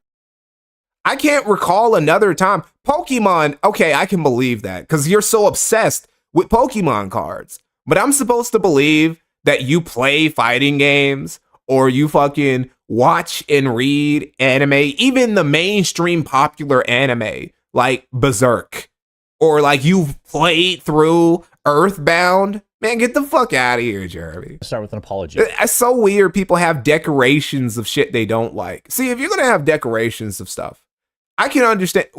With somebody like Rich, it's actually more understandable because Rich will have decorations of stuff on his set of stuff he's actually invested in, like cock or Dark Side Phil or Dark Side Phil's cock, right? Those are the things that Rich is genuinely invested in. Muscly black men. You know, these are the things that Rich really cares about. So it makes sense for him to keep them on in the background. You just keep around all these trinkets and shit you collect because you're a consumer that I know you don't give a fuck about, right? I apologize. Oh my, and he does this passive aggressive stuff too. He's another one with this. I forgot what this is even about. Does anyone remember what me and him were fucking going back and forth about? To my viewers, in particular the ones that follow me on Twitter, for being annoying as all get out over the past week or so. Getting sucked into some. Oh wait, hold up. He's got 2 German Shepherd plushies back here. So okay, that's actually, we'll give that to him. He does love his German Shepherds. Clout chasing. He wanted to introduce Adam Seller's big titty wife to him for some reason. I don't know what that's about. I'm better than. I want to show you. Oh, what is that about? I want to show you. Hey, Adam, come here. Bring your big titty wife. I want to show you guys my German Shepherds. What do you mean? What are you going to show them? It's like, hey, here they are. What else are you going to do once, they meet your dogs, buddy? That I got sucked in. Since when? Oh, fuck off. To some clout chasing. I'm better than that. I got sucked in. Since when? Oh, yeah, off. That's bullshit. Off. I'm better than clout chasing. You've literally been doing that since your entire presence on the internet. What are you talking about? That's how you got big. He got big clout chasing fucking Sargon and the skeptics and former Gamer people and people in the blood sports community. That's how he initially got successful. And it didn't work out for him. He did run from that, right? Run with that, I mean. But that is, he got successful on the quartering via clout chasing. more palatable. Again, it wasn't about what's in it, but it's like, oh my ears are bleeding. I still went through all of it, so no, the boxing thing I thought was in 2020. Oh wait, hold on. About he's talking about the boxing thing. Great. Kimono Theater, thank you for $5. Has anything come out about that secret Discord with Jeremy, EVS, etc. that came up? And it seems like no one's got anything on it. Well, there might actually have been nothing there. It's not like these two are fucking brainiacs. They don't have any brilliant gay ops. And also, I'm sure if there was anything that really was that bad about the quartering, EVS would have already snaked them and showed the DMs, because that's what he loves to do. Or he would have showed a secret recording, because that's another thing he loves to do. Secretly record people. Laughing would have made that, if that was gone, that would have been infinitely more palatable. Again, it wasn't about what's in it, but it's like, oh my ears are bleeding. I still went through all of it, so no, the boxing thing I thought was in 2023. He can't even remember. Imagine having CTE and you don't even, like, you've never even fought in a boxing fight before. Probably annoyed a lot of you. And so I do area of effect CTE. Apologize for that. Feel free to refollow me on Twitter, as I promise to, going forward, I will not engage with either one of the two individuals who have been so desperately seeking my attention. This will also be the... Jeremy, I never sought your fucking attention. Yes, you did. What the fuck? What are you talking about, bro? What are you talking about? Calling you out for shit. Why are they always capping? That's it. I was just calling you out, bro. I didn't want your attention. I was just publicly shitting on you to try and get a reaction. I wasn't, trying to... I wasn't trying to do anything to get your attention or anything like that. I don't want your attention. I know your audience would hate my fucking takes anyway. So fuck off with your attention. That's always the other thing. These weirdos, oh, they just want clout. They just want this. Shut the fuck up. I mean, I know you still act like this now. I know this is an old ass video from 3 years ago, but nonetheless, it's still relevant with you because you're a bitch. Last video I make on the issue, because this is the only reason why Rich can talk like this to this guy, can talk like this to another lolcow, can say basically the same things that everybody says about him, is because that Jeremy is in the hot seat right now. He's got a hot potato in his hands. It's like you're a lolcow. Every once in a while, you're holding a hot potato and you just you throw it at the next guy, right? Like you throw it at it's in Jeremy's hand. I don't know who he's gonna throw it to next.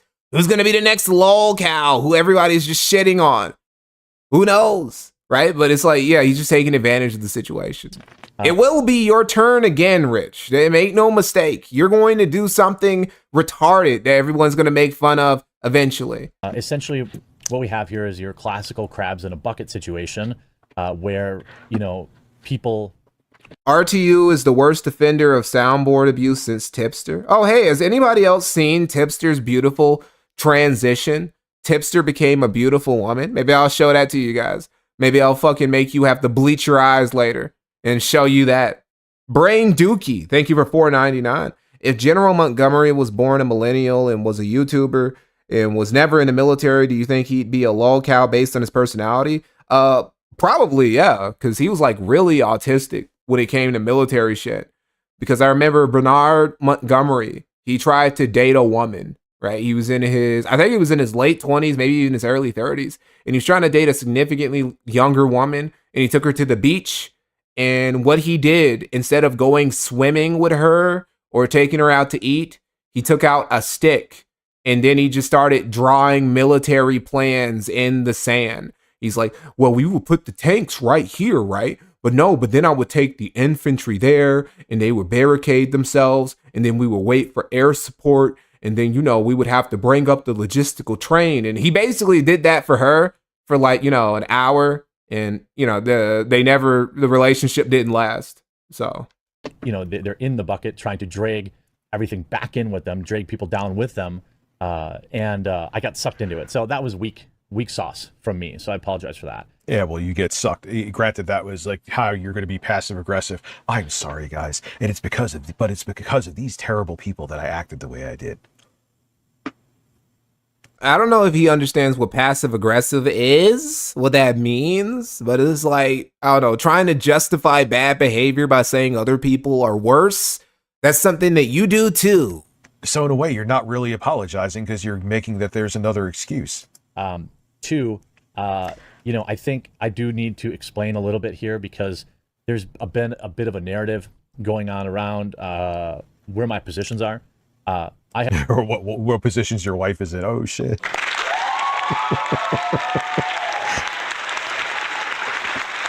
And what position allegedly that you're in the cuck chair? Do you like lean back and beat your cock while the bull is pounded away, or do you stand up God and damn. eagerly stroke? Rich got some zingers.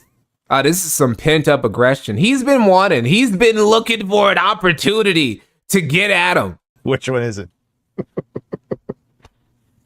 It's too late. It's too late. I'm coming on it. I'm coming on in 20 minutes. Prepare to receive my harvest. I hope you kept the strap on cleaner than Harmon's Pikachu. Why did you say that like that was an early 90s ad selling something on fucking radio? Yeah, he made a whole bunch of creepy ass Brie Larson videos. Thank you, bloody GB. He made, and then I could keep watching that and laughing, where he's talking about Gina Carano, and literally you could see like he's nutting in his pants talking about cucking for her. Literally, like she goes out and bangs a whole bunch of dudes all day, but comes home to him and he was nutting in his pants. It was wild. Have never, nor will I ever have. Jeremy really is just like proof that every single joke has a bit of truth to it, right? Like every time somebody says like a little bit of truth. Well, hold on, I want to say that because there are people, I don't know, there are people who joke about killing themselves or killing their wives or something. I don't want to say that anybody who tells any joke, like they have the feeling. But if you tell the same joke over and over again over a couple years, I said this once in a video, right? Like the problem with Vito, it wasn't just the pedo jokes, is that he kept making the same pedo jokes over and over and over again for an extended period of time. And people were like, well, hold up, dude. Like, what is there actually something here? Why do you keep doing that? And he's like, oh, there's nothing. I'm just making jokes. I don't know, bro. That was like you walking around with bluey shirts. You literally own Blu-ray DVDs of cuties. I don't know, bro. Problem with any human being who is just existing and not infringing on anyone else's rights. Dick Masterson fans, right? Like dickheads, they get mad at me for like trying to insinuate that Vito is a pedophile, which again, I've never straight up called Vito. I've never like said without a shadow of a doubt, yeah, Vito's 100% a pedophile. I'm just saying we look at the circumstantial evidence and it doesn't look good, Vito. I'm just saying you could have been chill. We once did a stream. So you can go right now. You can go on my VOD playlist right now. We got a 4-hour stream just about where Vito defends maps for like a whole hour. He defends non-offending pedophiles for like over an hour. It tries and say, oh, well, look, if we treated them better, maybe they wouldn't touch kids. And everybody's like, what? Wait, what do you mean? Hate to defend Kino Casino, but with what they said to you, that's pretty much what they were doing. There was nothing there. It was all softball shit. Would you rather run melee build against the two lobsters in the subterranean shunning grounds or go a date with Melanie where she flatulates proudly? What? His chat, this is the chat that he made. Even he is in shock of that shit. Even he has to look. It's like Nick Fuentes. When Nick Fuentes, he gets a certain super chat and it's just the dumbest fucking shit. And Nick is just silent, just taking it in. And it's like, well, look, bro, your chat is a reflection of you. You groom your chat. Like I'm grooming everybody in chat right now. All of you. I'm touching you all right now. And I kind of like guide the mood and the tone of how my streams go. So if you guys end up super chatting me some wild shit regularly, well, that's kind of my fault for making you guys that way. The lobsters.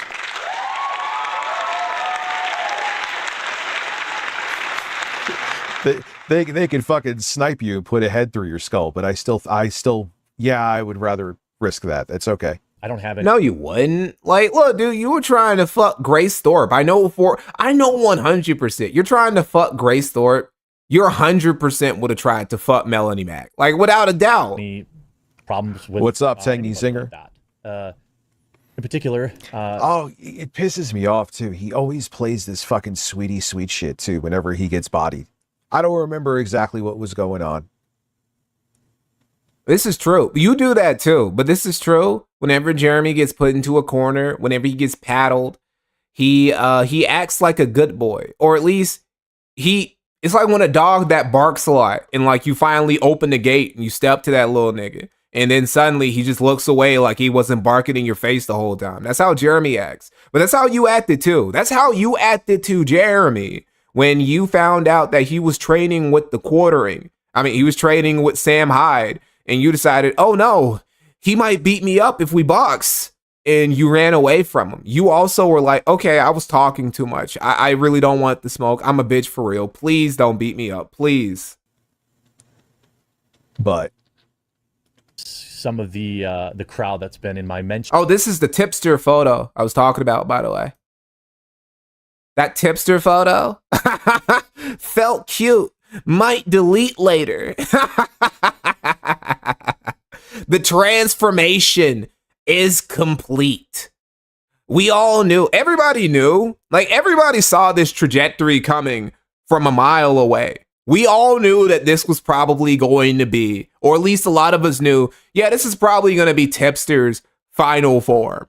But still, it's like, it's shocking to see it. It's shocking to have to witness it with your own eyes. Hey, who do you think did it better? Hey, who do you think did it better, chat? Tipster or Jim Sterling? Like, who would you rather take on a date, chat? Jim Sterling or Tippy right here? Oh, shit, dude. Never forget that guy, this ma'am, this lady, this fine, this fine queen right here, bodied Review Tech USA, turned his cheeks inside out by this fella right here. Never forget that. The past few days. I have a... You're what? What the? Man, this is a video that should be roasting me. That was a joke or not. Tipster, Bo Blacks, and Jim Sterling, they need to form a trio like Destiny's Child. It was a stupid fucking cringy thing I did. So deservedly so. But in your Menchie's?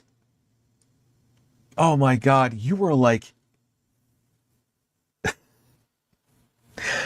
sauce on those zingers. Now we got Menchie's. And you're going to judge what's funny in South Park? That's where this came from. I just wanted some sauce on those zingers. Meaning like, oh, I needed to do jokes funnier. I wanted sauce on those zingers. What is wrong with you? I kind of understand why Rich has to let other people do the talking for him on stream, because he doesn't really have it on him. He's got some zingers. Overall, I don't know, man. You should have more energy than this. There's never been an easier time to get in some blows on the quartering than right now. And you're not taking ample, like, you know, I mean, I guess he's streaming about him a lot, but you should be doing more, dude. How much more corny can you get, Mr. This is your life now. React to my documentary on stream if you haven't, Rich. Do that. I'm not even gonna like do nothing. I swear, bro. I'm totally cool. Anybody can do whatever they want with my content. You can do the laziest react ever. Just do it on stream. I mean, yeah, that was... Let your fucking audience watch some good content for once. I've had plenty. You ain't bringing it. Of cringe moments. That wasn't just one. I've had plenty, okay? But I do think I could rebound and make some fairly decent humor. You always... No, you can't. He actually thinks he's funny. He thinks he's funny. You were just a fucking vacuum with a beard attached to it. It's like how Phil thinks he's actually super charismatic. Darkside Phil, which I guess is true. I'll say this. Phil is definitely more charismatic than the quartering or Review Tech USA. I was actually thinking about this earlier, is that Phil has the pignosis, right? Phil has his pignosis. Ethan Van Sciver, he's got the frognosis. Nick Fuentes, he's got the groiper Gnosis, right? They all have their own little their own little versions of mind control. I don't know. What Gnosis would Dr. Umar have? Not the black Gnosis.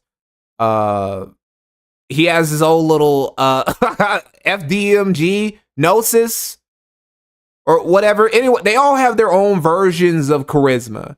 And Quartering in Review Tech USA, they don't.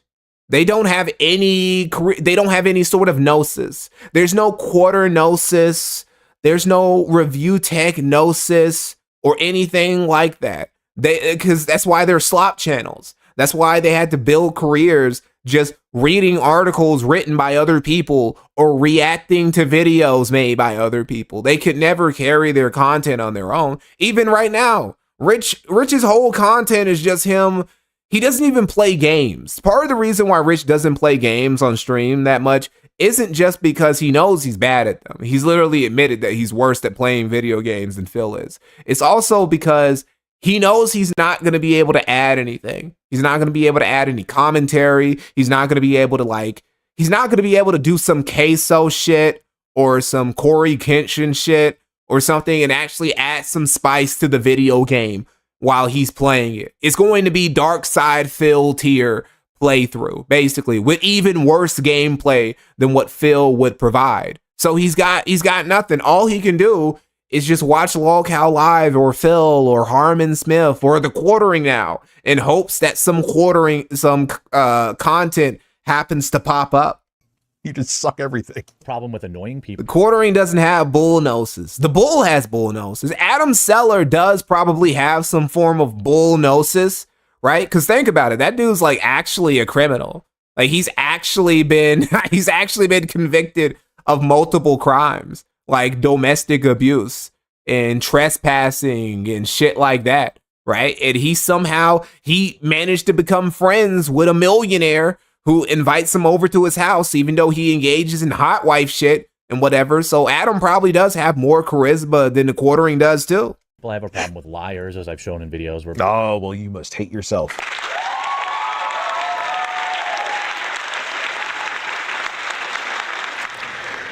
I have never knowingly lied on your name. I have not. I was about to check that, right? I don't think so. Wait, hold up. Hold on, let me see. Let's return to this, right? Where did I put that video? That one video I was looking at where it was me. I don't know, I'm trying to think. I don't think he has ever lied on the Quartering. Maybe when it was going after meta PCs, when he was saying that Quartering was so evil, but I don't think that was a lie. I think he really did think that Jeremy was a piece of shit because they were fighting on the internet. He thought that was, You tried to play that card, but I have went with everything that I have said about you has been backed by evidence, good sir. No, that's not true. See, if that's what he's counting, then yeah, you actually have lied on his name. That is true. The theatrics may work on your audience. Well, it's now starting to not work. But facts and theatrics are... Quartering in Review Tech USA, well, Quartering definitely gets more views on his videos than Rich does. It's not even close. But that's because he keeps making the videos. Rich doesn't even do that, or at least he barely does that. I think they get about as many viewers though. On average, Rich gets about 400 to 500 or so viewers on his stream. And that's about the actual number of people who Jeremy gets on his stream. Two different things. Pissing out the window. They're about neck and neck. They're on the same level, basically. It's funny when you think about it, right? Because at the height of both of their careers, they also had about similar audience sizes. And now we're like several years down the road. And once again, they both have similar audience sizes because they both fell off so hard. And shitting out the window are two different things. RTU has more donations. Yeah, that's true. Rich does actually get more donos and more like actual members. But Jeremy definitely makes way more money off ad revenue than Rich does. So they probably make, well, no. I don't know. I'm actually curious. I'm pretty sure Jeremy does probably make more money than Rich does. But then again, he has way more depth than Rich does. He has way more expenses and way more overhead than Rich does. So the amount of overall money that they end up taking home at the end of the month or end of the year or whatever is probably about the same. That's from Tourette's Guide. It means absolutely. It's funny how much they're alike. It's like they were made for each other. They were built for each nothing, other. But I wanted to say it. So.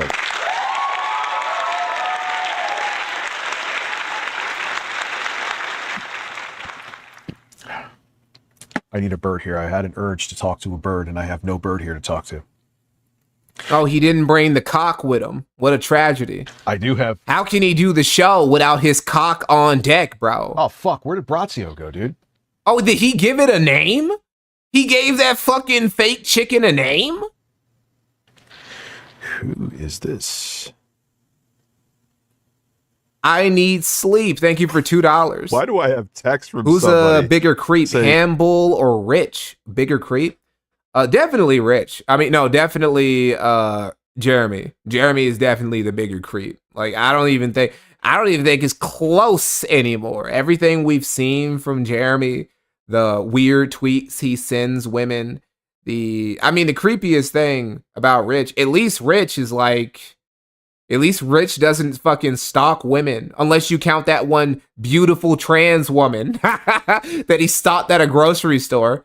Which, that's actually funny. That's another similarity they have. They both have stalker streams where they just stalk people in like public places for no reason with cameras, and they fucking commentate on it like it's a geographic documentary. They're so similar. But no, definitely, Jeremy Hambley is the bigger creep. He's a fucking weirdo. That Ren Fair shit, that was crazy. Francisco to Disco, thank you for $5. Brother, you got to do timestamps for your streams. It's always a pain trying to find where to start on old streams, for real. Also, any plans for more RTU content? I was planning on doing a follow-up later this year, but I got a lot of stuff going on, and Rich has been pretty boring lately. So, I don't know. We'll see.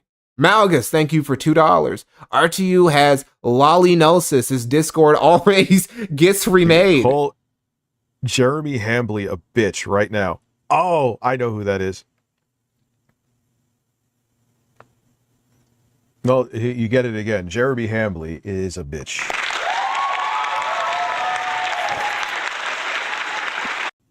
Well, he's always been boring, Review Clips USA, but at least he had a good arc, right? Every once in a while, he had a good arc that, could just push him through. Boring lolcows can become pretty fucking interesting when they have a fun arc behind them. Like, Phil is boring. Phil is boring as hell. But every once in a while, Phil gets like one of these juicy ass arcs, and it's like, oh my God, this is crazy. Look at what he's doing.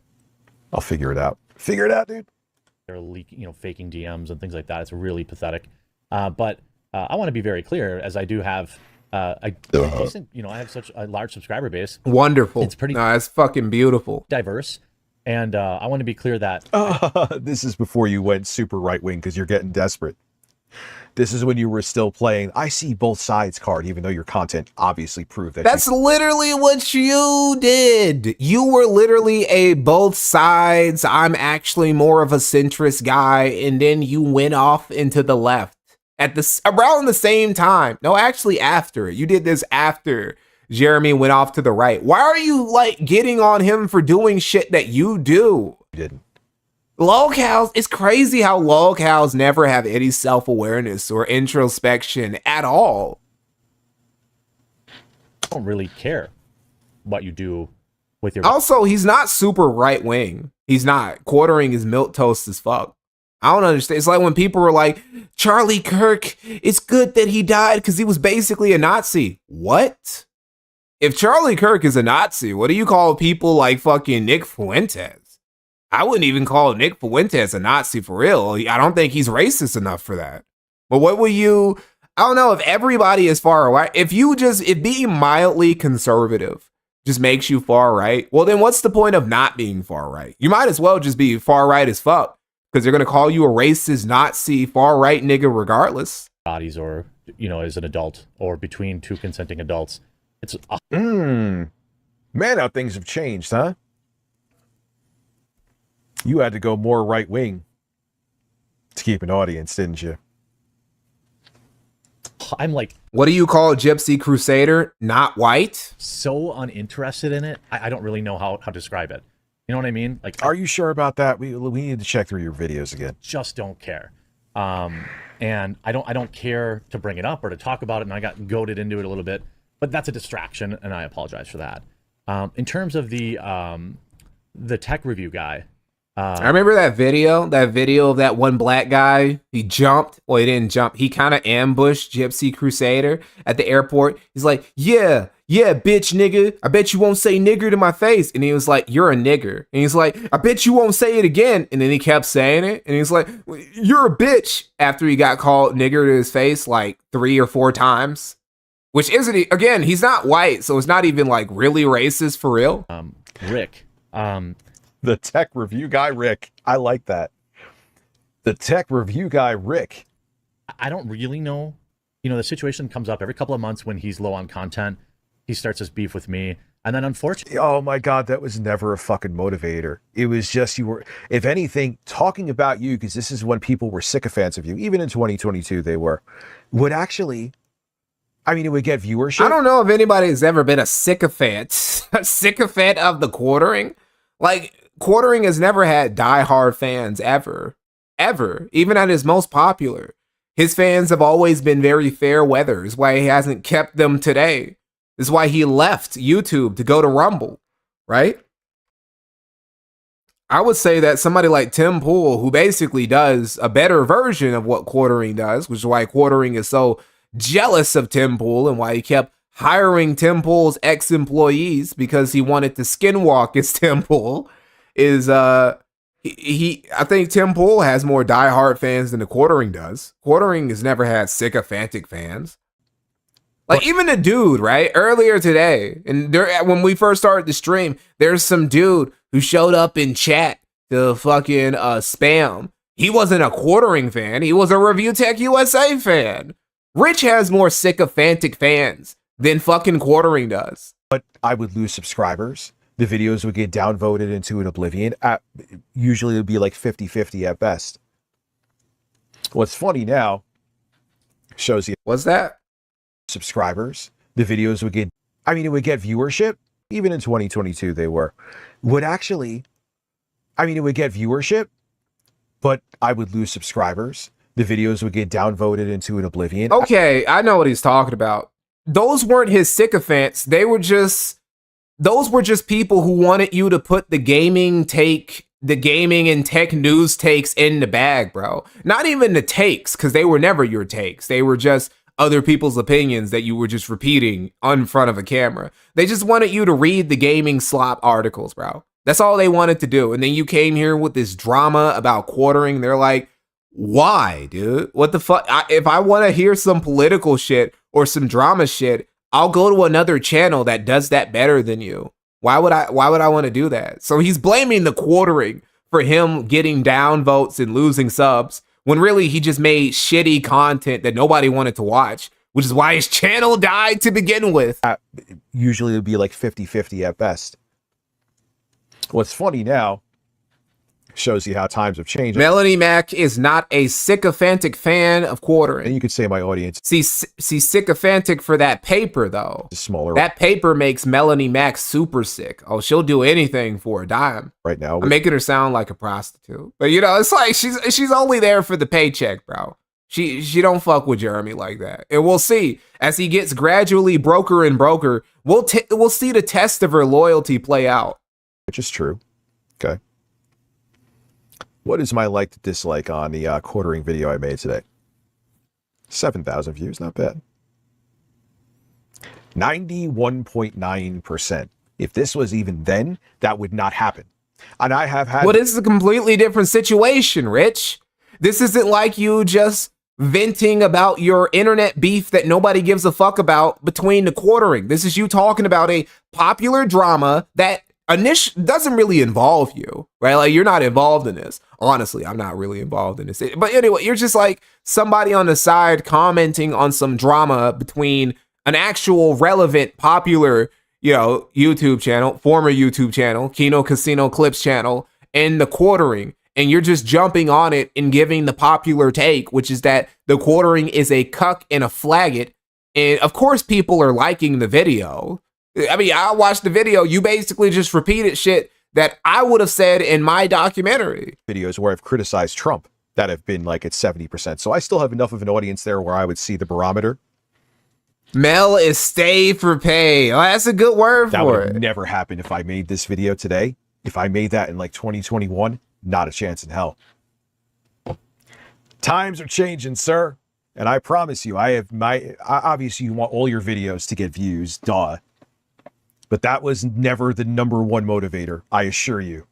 There would have been other fish to fry that wouldn't have made me lose subscribers, too.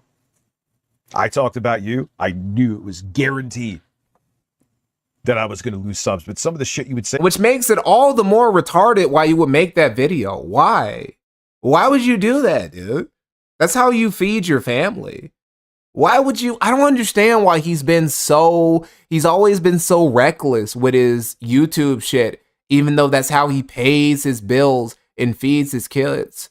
What if you actually ended up doing something and running off all your fans, and then you just couldn't do YouTube anymore? You said that this is like the best paycheck you've ever gotten, have always been from YouTube.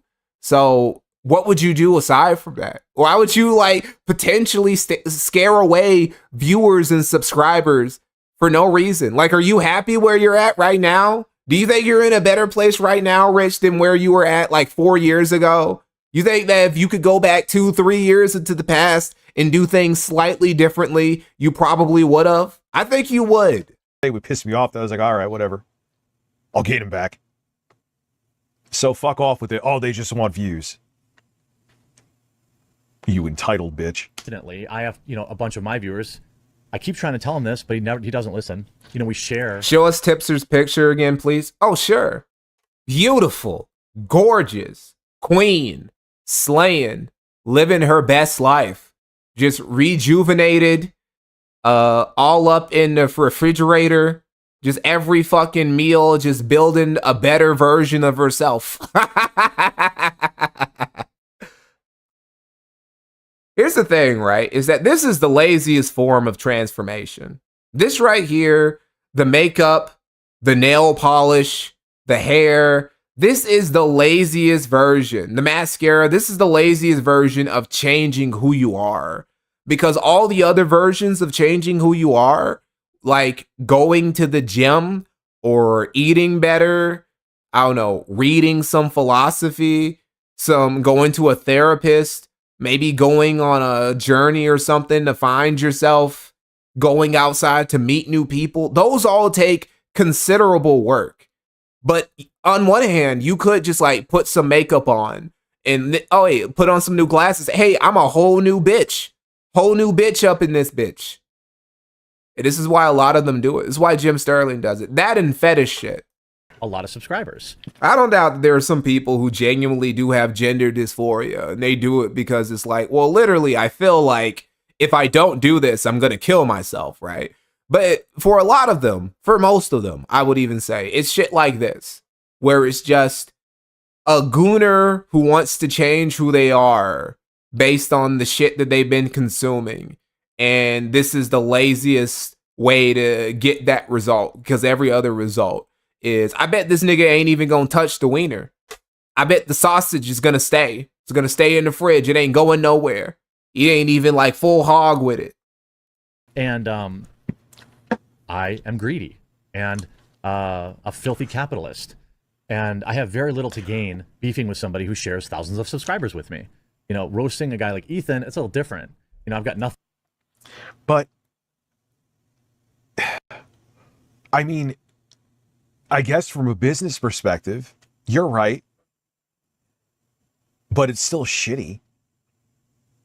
I think in the long term, granted I fucking shot myself in the foot and deleted my channel, I think yes, that's why you can't give any advice to anybody. Like, literally, Review Tech USA is an example of somebody who is a YouTube veteran who's been on this site not as long as the quartering, because the quartering might actually be one of the few people who's been on YouTube longer than basically he's part of the dark side fell in James Rolfe generation of YouTubers. Literally been on this prehistoric YouTubers. I guess technically Rich is too. Wait, wasn't his first video like 2008? Okay, so they're all prehistoric YouTubers. So Rich is an example of a prehistoric YouTuber who could never give any modern YouTuber any sort of advice because one, he basically got lucky. He got lucky to be very early to this game and get into it doing the laziest shit possible, which is just reading video game articles, right? He didn't do any interesting content. Whenever he tried to do interesting content, it failed because he sucks and he has no talent,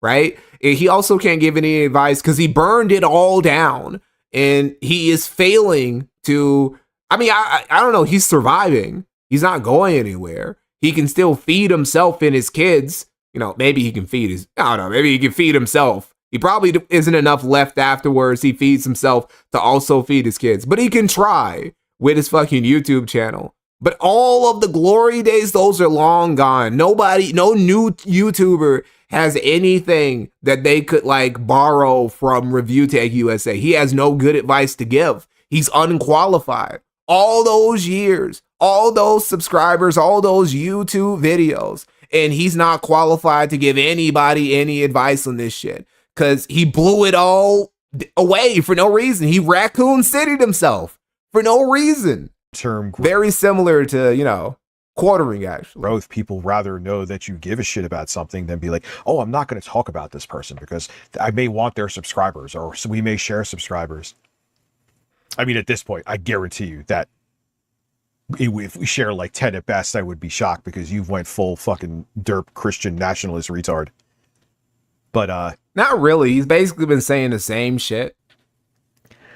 Yeah, that's a shitty way to be. Because it means that, and I guess it's the way to be very, very successful on here too. I still think the long-term thing I said before is valid. I don't know, bro. Like, what is he trying to do? What's his strategy?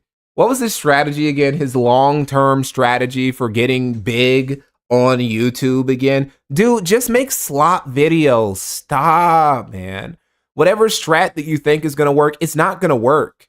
The version of YouTube that you initially got big on doesn't exist anymore. And you are not good at doing the alternative, which is making long form, high effort videos. You can't do that, right? You had to rely on Jay, which is another part of the puzzle, by the way. Now that I forgot about that. Another part of the puzzle about why Rich isn't going to like glow up again is because he doesn't have an editor in his pocket who's going to like carry a lot of the load.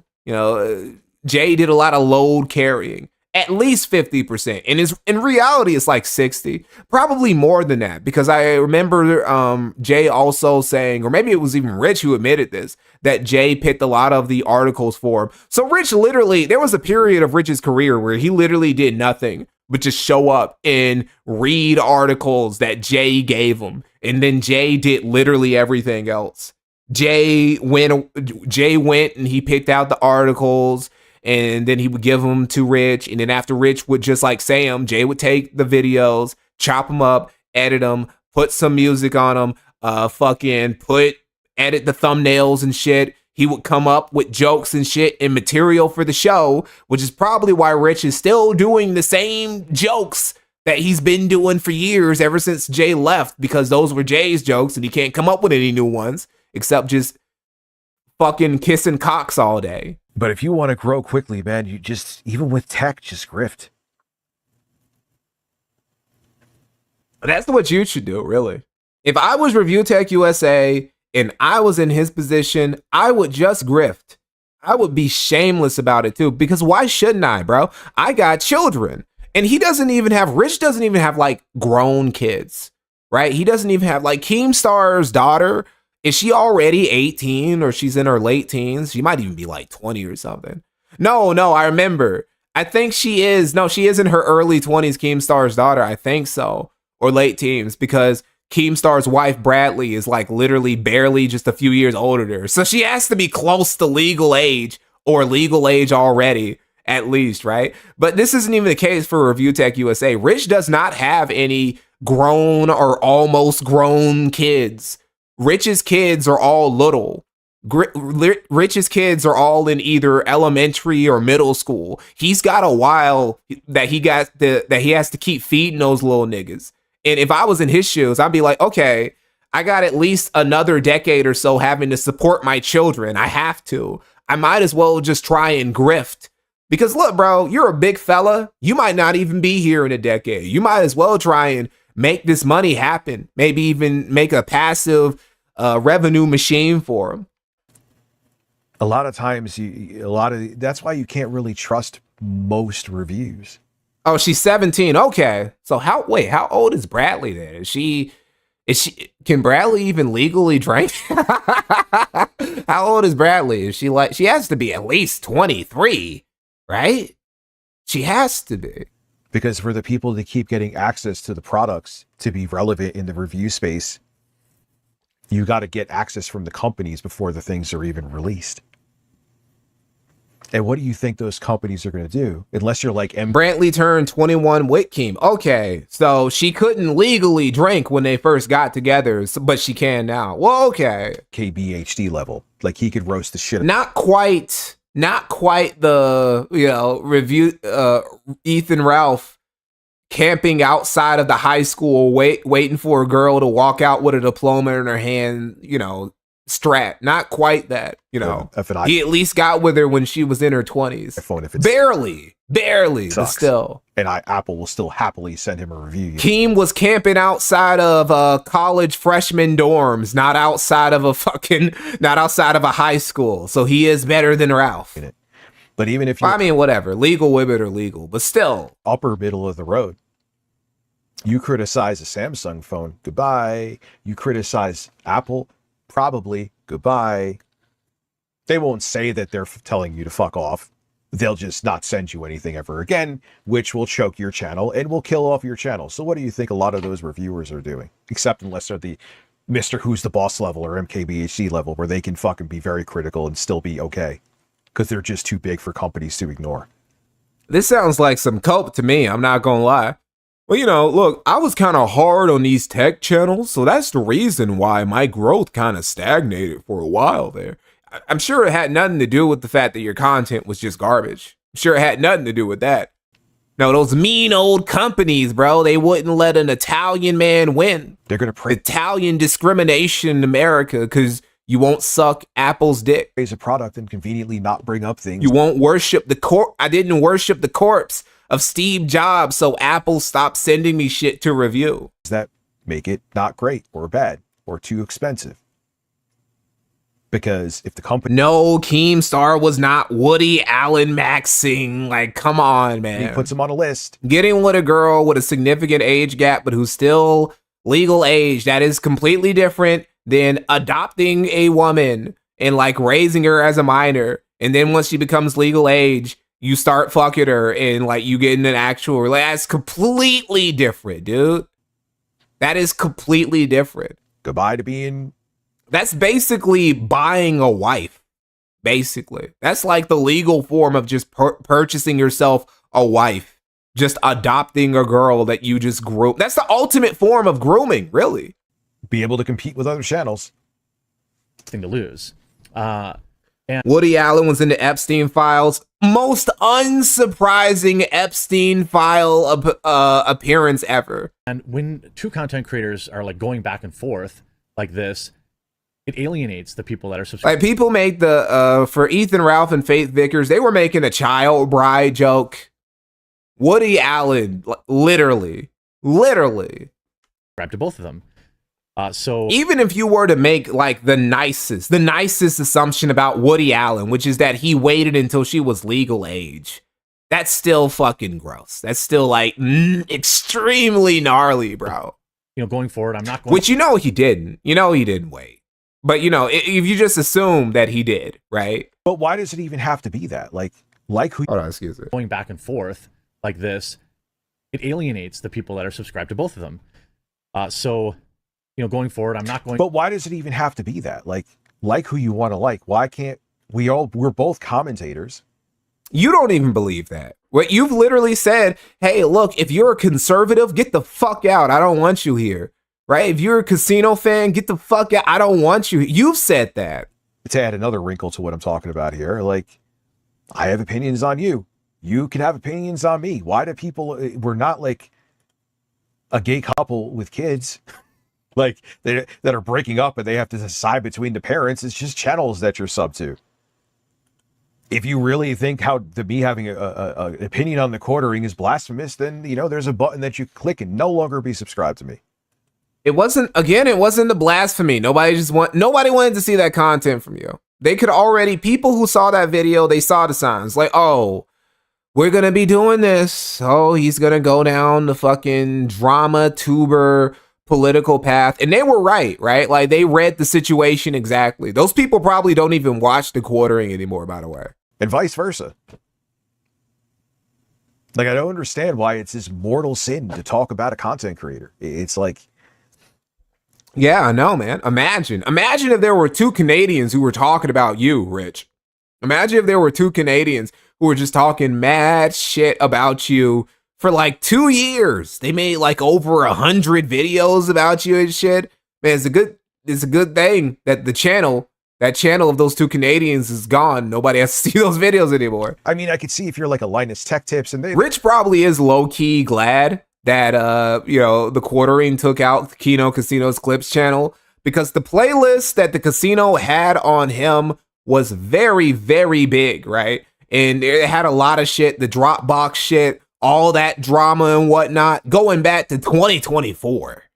If he's engaged, and that's just lost the time now. Like Gamers Nexus and back and forth, and they've accused each other of shit. So they're not even, immune to it. But I could see at that point. But with what we do, we're fucking slop tubers generally, dude, that I occasionally do and talk about tech. It's what we do. That's why why are you so bad at it then? See, if you know what you are, he knows what he is. But okay, this is actually worse, because you presume that he isn't aware that he's a slop tuber, which for a while he was like, oh, I shouldn't make slop anymore. I'm going to make high effort content. And then he tried and it was dog shit. It was absolutely terrible. And then his channel died, and then he started botting, and then he fucking deleted it because Google was going to take his monetization away because you can't bot on Google. So, and all that shit happened. So, okay, you're self-aware that you're a slop channel. Why don't you just make more slop? You're making low effort videos, bro. Just talk about shit. You actually expect me to believe that you can't find one or two, like 3 or 4 different gaming articles or tech articles to read every day? Am I actually supposed to believe that shit, bro? On fucking Twitter, I'll just be like scrolling through the Twitter timeline and I'll see 3 to 4 different gaming news stories to talk about on there. Like, without a doubt. It's easy. We have to be off limits to with each other, but why? Because I was in one of your fucking videos back in 2018. No, go fucking count your dick. It's not going to happen. At least Jeremy, he puts in the work. It's bad work. It's like Craig did this. Craig said this. Hey, Jeremy, he likes to grind. He works hard. The work is bad. He's not talented, but at least he works hard. And I agree. Rich can't do that. Rich cannot work hard. He's incapable of it. Probably because of all of the fucking, he's always high. And I think it's weird. The truth is, quartering is basically quartering is probably slightly more sober more often than Review Tech USA is. Personally, from an audience perspective, that people feel like they have to choose or they're obligated. Like, no, like you could, like, honestly, I don't like, listen, if you still watch the quartering, I'm not going to give you any shit. That would be insane. I don't think it should be something you even have to be concerned about. Watch what you want to watch. You want to watch me? Great. You want to watch Jeremy still? I mean, I guess. Did he forget about that time where if you're a conservative, I don't want you here? Did he forget that he said that? Did he forget that he told all of his conservative fans or all of his Trump supporters? Because, if you support the quartering, if you watch the quartering, you probably are a Trump supporter, or at least you're a conservative of some kind. So did he forget that he didn't want those people in his community anymore? Oh, I guess I do too. He also takes SSRIs. I forgot. He also just fucking throwing them down, Rich. Two men who are rarely sober and who are also taking SSRIs all the fucking time. Dude, I give the best tech advice on YouTube. How many people save their money because I made them aware AMD CPU are made to overheat?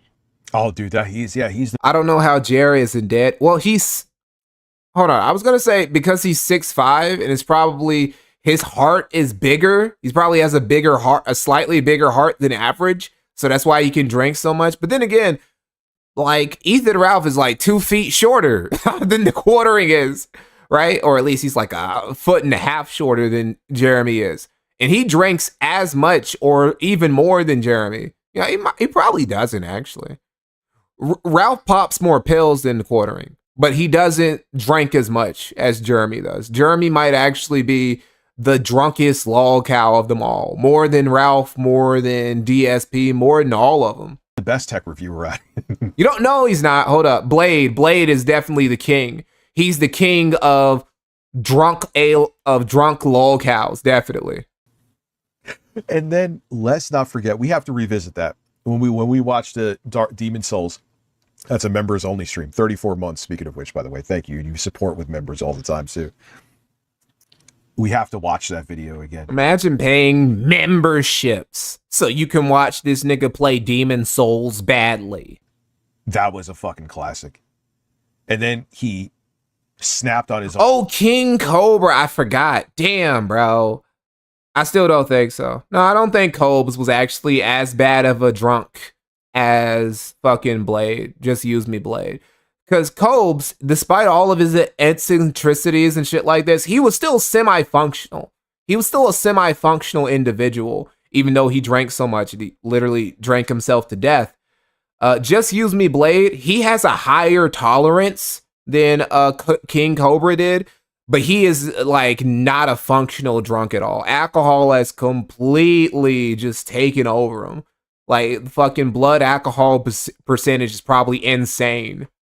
Snap when people called him out for how he was fucking completely wrong on, I think if he gets a paper cut, if Blade gets a paper cut and somebody tries to light a match next to his cut finger, a fucking explosion might go off, bro. Everything he said about that might be like somebody spontaneously combust, dude. Like somebody shot up a flamethrower. And he's like, I didn't know, even though I acted like I knew everything confidently too, speaking these lies, being confidently wrong. It was my audience telling me. So it's like, basically, it's like, I'm not going to take the blame for this. Oh, I got fucking, oh, I have marker on my hand. I'm not going to take the blame for this, even though I spewed all that shit. It was my audience's fault. Like, it's a good thing he doesn't cook for himself, because imagine, man, if he's just like, if he spat on an open oven, the kitchen might set on fire. Oh my God. Tell me you're a narcissist. Without telling me you're a narcissist. Is it really that twice? Yeah, so we'll watch. Wow, he went for a combo, 2-piece. He gave us the 2-piece belch. Bang. There's no way you can't just mute the mic when you do shit like that. Or again. I mute the mic all the time. It's easy. And you guys saw what I was doing in OBS yesterday. You guys saw how I get down with OBS. If I can do that shit, there's no excuse for people like fucking Review Tech USA, who's a streamer veteran. How long has he been streaming, actually? How old is this channel? Well, hold up. He initially was streaming on his Review Tech USA channel, so we don't even know, because that channel is gone now. 7 years. Oh no, it's even longer. 12 years. Wow. 12 years. Okay, so this dude has been like a decade of streaming, and he still hasn't figured out. Oh, wow. Tipster jump scare. He still hasn't figured it out. He still hasn't figured out this whole mute the mic when you're burping shit. What is that? Remind me. I don't want to search for the videos now and kill the flow. I remember when Brittany Venti did that. Brittany Venti, I was looking up clips of her. I was looking up that video she made on Jeremy. Or was it a streamer? Or whatever. And she burped into the mic. I'm like, ugh. Like, nasty bitch. Was there a class? It's disgusting. Max?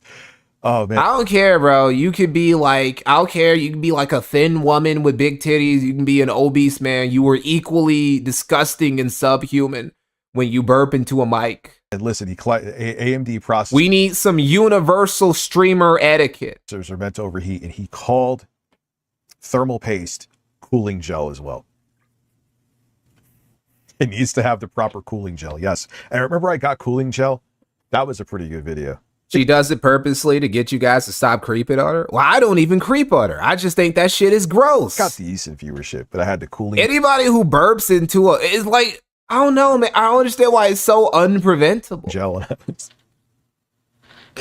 And also, it's not going to stop people from creeping on her because there are plenty of dudes, they see like a woman they think is attractive burp, they get more attractive. They put that like aloe vera They get more into her. gel. She's actually building up like a new base of creeps who like her for even more degenerate reasons. all over my face. Daily reminder, melatonin, baby. There you goes, boys. That's the best part. There you goes, boys. Yeah, it was like the Cinco fucking cooling gel. Maybe that's the case too, because I was talking about like Britney might be doing it as like a fetish because somebody in chat is saying that. Rich might actually be doing that too. Maybe that's just a fetish. I'm sure there are some weirdos in chat who are like turned on by Rich. He does have a lot of sexual innuendos. Some gay memberships, right? Like he's basically an e-girl. Like, oh my God. If Rich was a woman, he'd be the biggest fucking female e-girl, e-thought whore in streaming history. Oh, Phil, stop, dude. Yeah. His OnlyFans would be heinous, bro. And he would be just as fat. Female Rich would be just as fucking obese. She'd probably be fatter. He said all of those absolutely wrong things about AMD processors and everything else about the computer, full-throated, chest out, like he built the fucking computer himself and engineered the motherboard. And then when people called him out about being 100% wrong about virtually everything he said about that computer, he puts his chest away, his penis goes flaccid, and he's like, it's not my fault, it's my audience that told me all those things that were wrong, even though I pretended I knew everything. Oh my God. Phil, it's the 10-year anniversary. It's time. RTU is trying to be the new King Ass Ripper. Yeah. He ain't got the energy for it. Masturbate on stream again. You have, which is weird because he's been trying to be a drama streamer for the longest and he's still not good at it. Have to.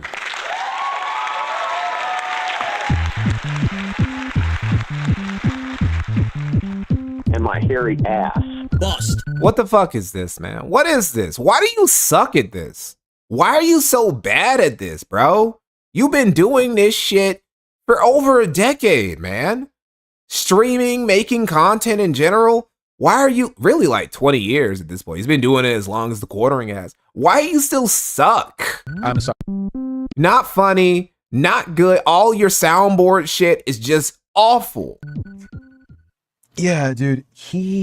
I don't know what the hell got me into that song. That was Mikey, will you get an applause button? If I do, I will use it deliberately just to like torture the audience. Fucking insane. It won't be for jokes or punchlines or anything. It'll be just like, I don't know, it'll be like nails on a chalkboard type soundboard. You know, I'm just here to make you guys, maybe I have too many viewers, right? Like we got 900 people right now watching the streams. It was like, I want to cut that down a couple hundred. I just like start blaring the fucking applause button. It's late. That's it.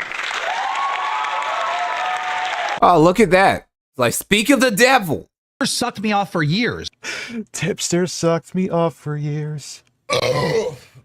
That's a Keemstar burp I have for some reason. Keem burp Simon. The fuck is that? I came here. We came to this stream, right? We came here thinking, well, we're gonna watch Review Tech USA take some shots at quartering. And I come away just thinking, oh my God, Rich really is, he's still shit. Even now, he's got this easy alley-oop. Everybody is just making easy dunks off of the quartering. And we come here, he's still just being an untalented, unfunny retard, dude.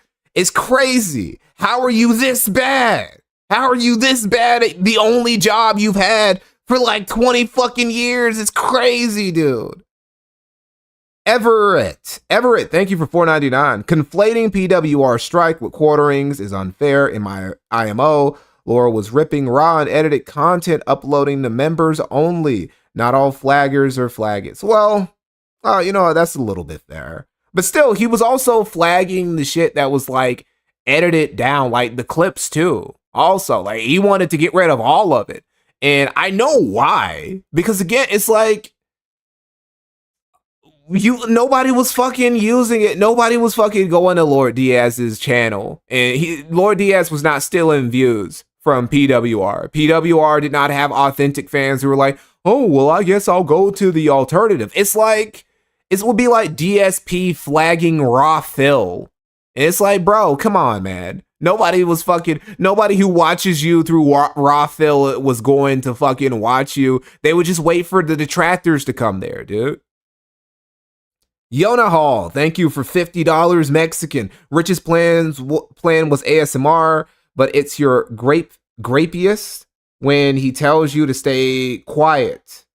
Rich's plan was ASMR, but it's your grapiest when he tells you to stay quiet. Well, you mean like your rapist? Like, what do you mean by your grapist? Only time I see somebody use the word grape is when it's a replacement for rape, so I don't know.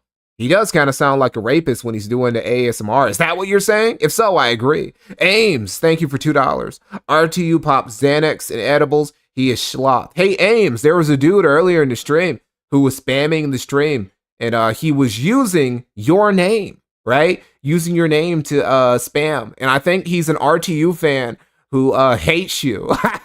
And he came here to defend RTU's. He tried to stop the stream. He tried to sweep it up by clogging up my fucking chat or whatever. And it didn't work that well.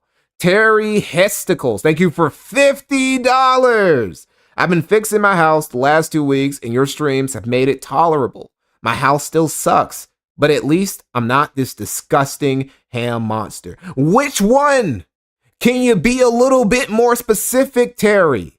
Which ham monster? I see two. Well, hold on. It's probably Jeremy, right? Jeremy is the ham monster, and Rich, he's the pork, right?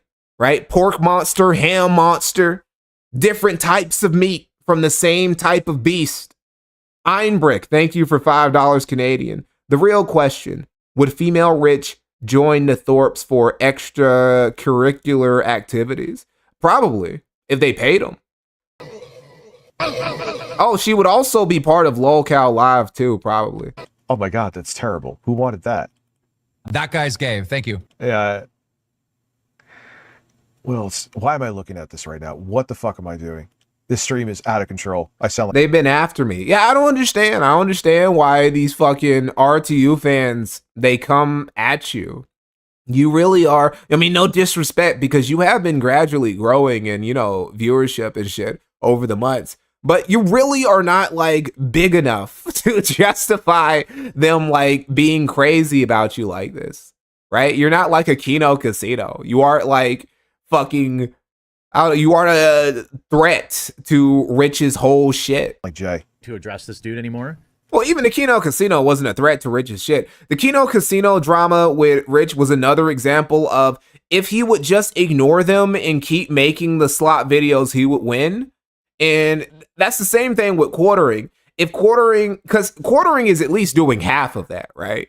Quartering understands that he has to keep making the slot videos. So he at least understands that part. But he also has decided to take it to a level that even Rich didn't. So that kind of like the good part that he was doing is kind of wasted anyway. So it's been very cringe for him. I think oh yeah, I forgot about Tipsed Her, right? We got 3 ham monsters. It's actually 3 blobs, 1 stream. This stream, I might do a tipster stream. There are enough obese lol cows for me to do a multiple blob stream. And see, here's what I'm gonna do. I'm gonna put some effort behind it. I'm not even gonna like watch lol cow live and do a blob stream like that, because that'd be too easy, right? That's too easy of a layup. Unending string of self-owns, which God, I wish I knew what the hell happened behind here, so because I would know the context. I don't remember. This was fucking ancient history, dude. But I am sure that there are receipts and evidence that he's all evading talking about right now. Culminated with alone, apparently, on a Saturday night, walking around a mall and screaming my... No, that was like the middle of the day. I think I was just trying to get a walk in, and that was it. I was trying to get a walk in? ...name to a food court. So wait, hold on. I was trying to get a walk in, and you just so happened to walk into the food court of your local mall? Of all the places you can go, you didn't think to go, and you said it's the middle of the day. You could have walked anywhere. You could have walked on a trail. You could have walked in the park. You could have walked through your neighborhood. You decide to you could have gone to walk on a elliptical or something at the gym. You decide to walk into the food mart, into the food court at your fucking mall. That's where you decide to go for a walk at. Full of sevens of people. The poor... Here's the thing. Even if you went on literally like 10,000 steps, I'm pretty sure what you did afterwards, once you made it to that food court, kind of made the whole day's worth of exercise not even worth it. Poor guy is completely unhinged, and I don't really feel right. The poor guy. You see what he does, though? Yeah, it's like, what do you mean you were trying to get a walk in? You either walk or you don't. Either you were walking or you weren't. Were you really trying? It's not. This is... Because look, you can say, oh, I was trying to get a walk in, and I walked to the mall because I wanted to get some of that Sicilian delight. Of course, you know, I love me some Sicilian delight, right? That's not really you getting a walk-in. That's just you walking to a place where you can make yourself even more obese. That's not quite the same thing as getting exercise, Rich. Like the poor guy, and he's doing this like fake... I suppose if you're big enough, anything is exercise, really, ain't it? It's concern trolling. What he's actually doing is he's downplaying my mental stability, which was not great. Well, no, it was okay then. So that makes this even worse. And my credibility by saying that I'm unhinged and I feel bad for this guy. He doesn't feel bad for shit. He's just trying to... Something random. Thank you for $2. It's fat nigga season. Ruin my credibility to make his seem like he's more credible. It's also flag it season. It's flag it season. It's fat nigga season. More credible and to just make me seem like a lunatic, which I'm sure he probably did or said something terrible that I called him out for.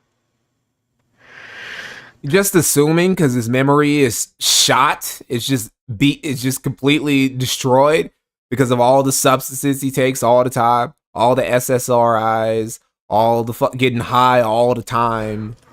Really, as much as Jeremy drinks, he should have more dead brain cells than Rich. But they're like, I don't know, they're like neck and neck. Putting him on the same level, it's cry bullying. Well, they don't have a neck. Neither of them really have a neck. But you guys get what I mean.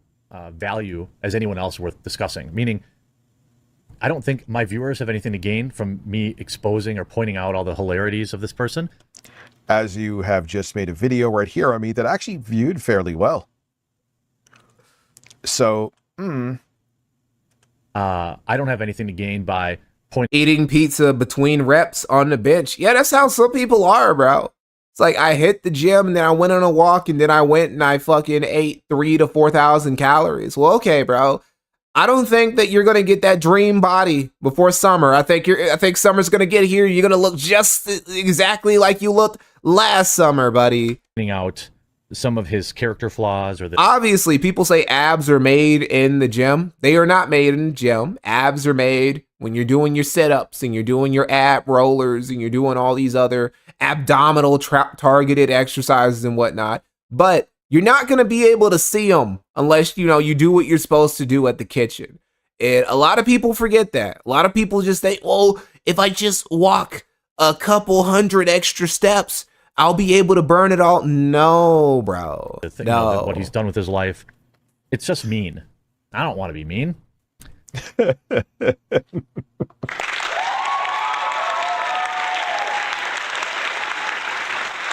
Yo, you could just hear in his inflection that it's disingenuous. And sometimes I'm only human, so I do get mean. But there's, if you look at this individual's Mikey, you see Matt Jarbo trying to pick a fight with EFAP? No. Is that recent? Is he recently doing that? Timeline. It is. Man, look, Matt, I'm not going to lie, Matt. You have gotten, that was a very, these last few weeks, you've been getting some real dubs thanks to the quartering shenanigans. But don't get crazy, bro. Like, there's a reason why you ended up in the spot you ended up in. You know, it's not just because of bad luck or bad circumstance or any shit like that, dude. Right? There's a reason.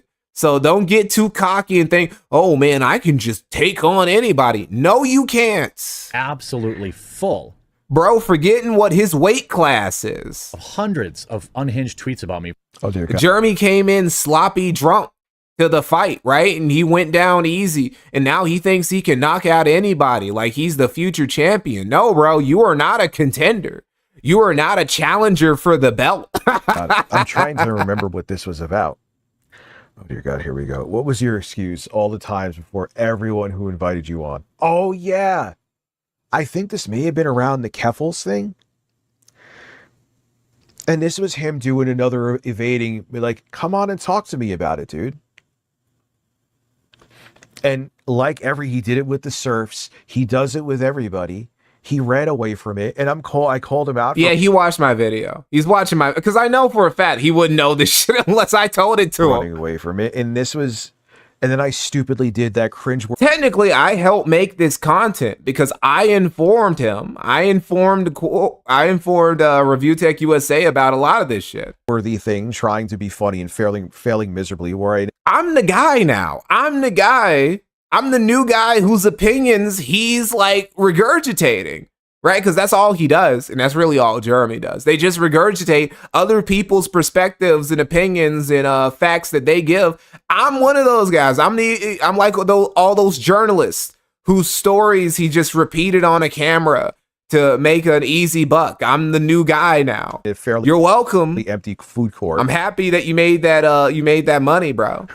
Called you out for being. I'm not even being sarcastic either. You want to watch my new video on your fucking stream? I hope you get like 1 million fucking donos and memberships off that. And giant pussy and zero. And we'll give you that. 0 people cared. No one gave a shit. For the past, I don't know, week or so.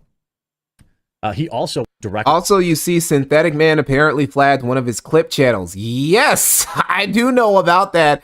And I'm like, why? Why would you do that? Why would you, dude? Why would you, unless you're going to literally have your own clip channel? Here's the thing. Even if you did have your own clip channels, I don't think that that's like cool. Because like guys like Osmond Gold has his own clip channel, right? He doesn't flag down or have other people flag down content, right? He just says, hey, wait a little while for my clip channel to go up first, and then you can like clip whatever you want and make all the money you want off of it. It's not a problem. Kino Casino, they were the same way before they got flagged off YouTube. And now that they're off YouTube, they're even more generous. Like literally take whatever the fuck you want, make whatever. So you're like taking down clip channels and shit.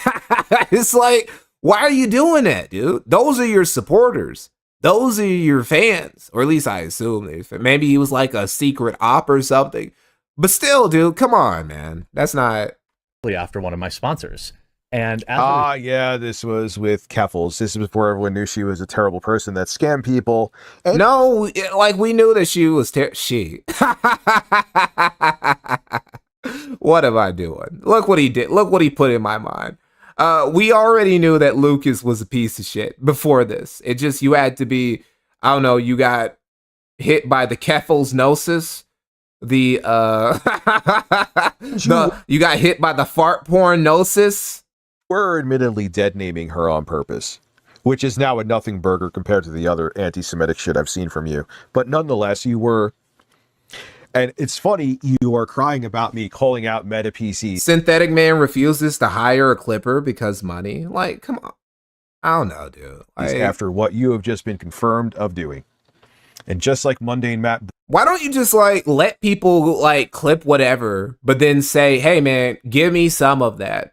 You guys can clip whatever and make whatever revenue you want to, but give me a cut All of you clippers, clip whatever, but just give me a cut or whatever and link my shit, and then I won't care. Or something. You can cut a deal. You don't gotta be gay about it, dude. Brilliantly said, whether you actually pulled the YouTube report lever or not, you were seen, you wanted to do it, you publicly said it, and you privately said it. So me mentioning how one of your sponsors should break from you on a live stream, you clutching your pearls about this right now is a wild thing, and it aged like milk in the sun. Where can I find episode 1? Just go to my VODs, go to my VOD playlist, and then search for the word 2 blobs 1 stream. I plan on putting episode 1 after the stream is over. Gorilla shit on for you. Now I remember. Result of the coordinated effort between him and oh, Capitals can fart, as a matter of fact. Oh my God. No, Rich. No. No. Why does he do this? Is this funny? Does this make the people who watch his fucking streams laugh? Are they like, ha ha, man, he killed him again every fucking time? Most consistent man on YouTube, just been putting out banger after banger for fucking 15 years. Review Tech USA, Richard Masucci, just the GOAT of comedy on this fucking platform. Are they really saying that whenever you do shit like this, bro? Been making the same fucking jokes for like 5, 6, 7, damn near a decade, really. I think that's when it stopped. Like a decade ago is when his comedic lexicon experienced its last update. Wait a second. Yeah, we're gonna. And it's one of those things, right, where it's like, why doesn't he update his humor? Well, it's like trying to update a laptop from 2004. You can't really. I mean, you can try, but that bitch can't do nothing. You can't do nothing with that shit, bro. What, you gonna do some fucking dial-up internet? You can't you can't update that thing anymore. It's broken. Same thing with Review Tech USA. He's old. The hardware is too compromised for any software update to do anything. That is symbolic of real life versus Twitter. It's like you gotta like build it back up. You damn near gonna make a new piece of equipment by the time you're done. You might as well just get something new. Yeah, no one gives a shit. That's so true.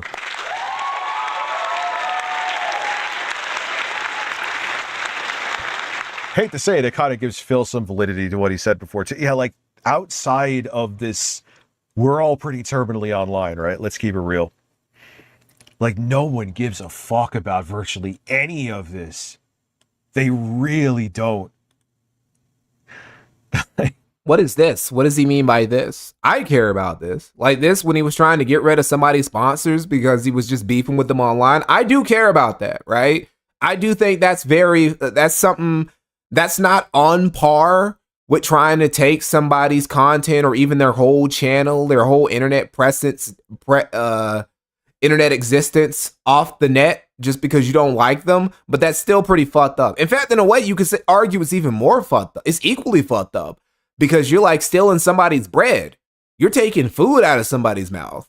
Like, what if you do that with somebody with kids? That's basically what the quartering did. He took down their quartering and now Flate, they had to put the fucking heater out.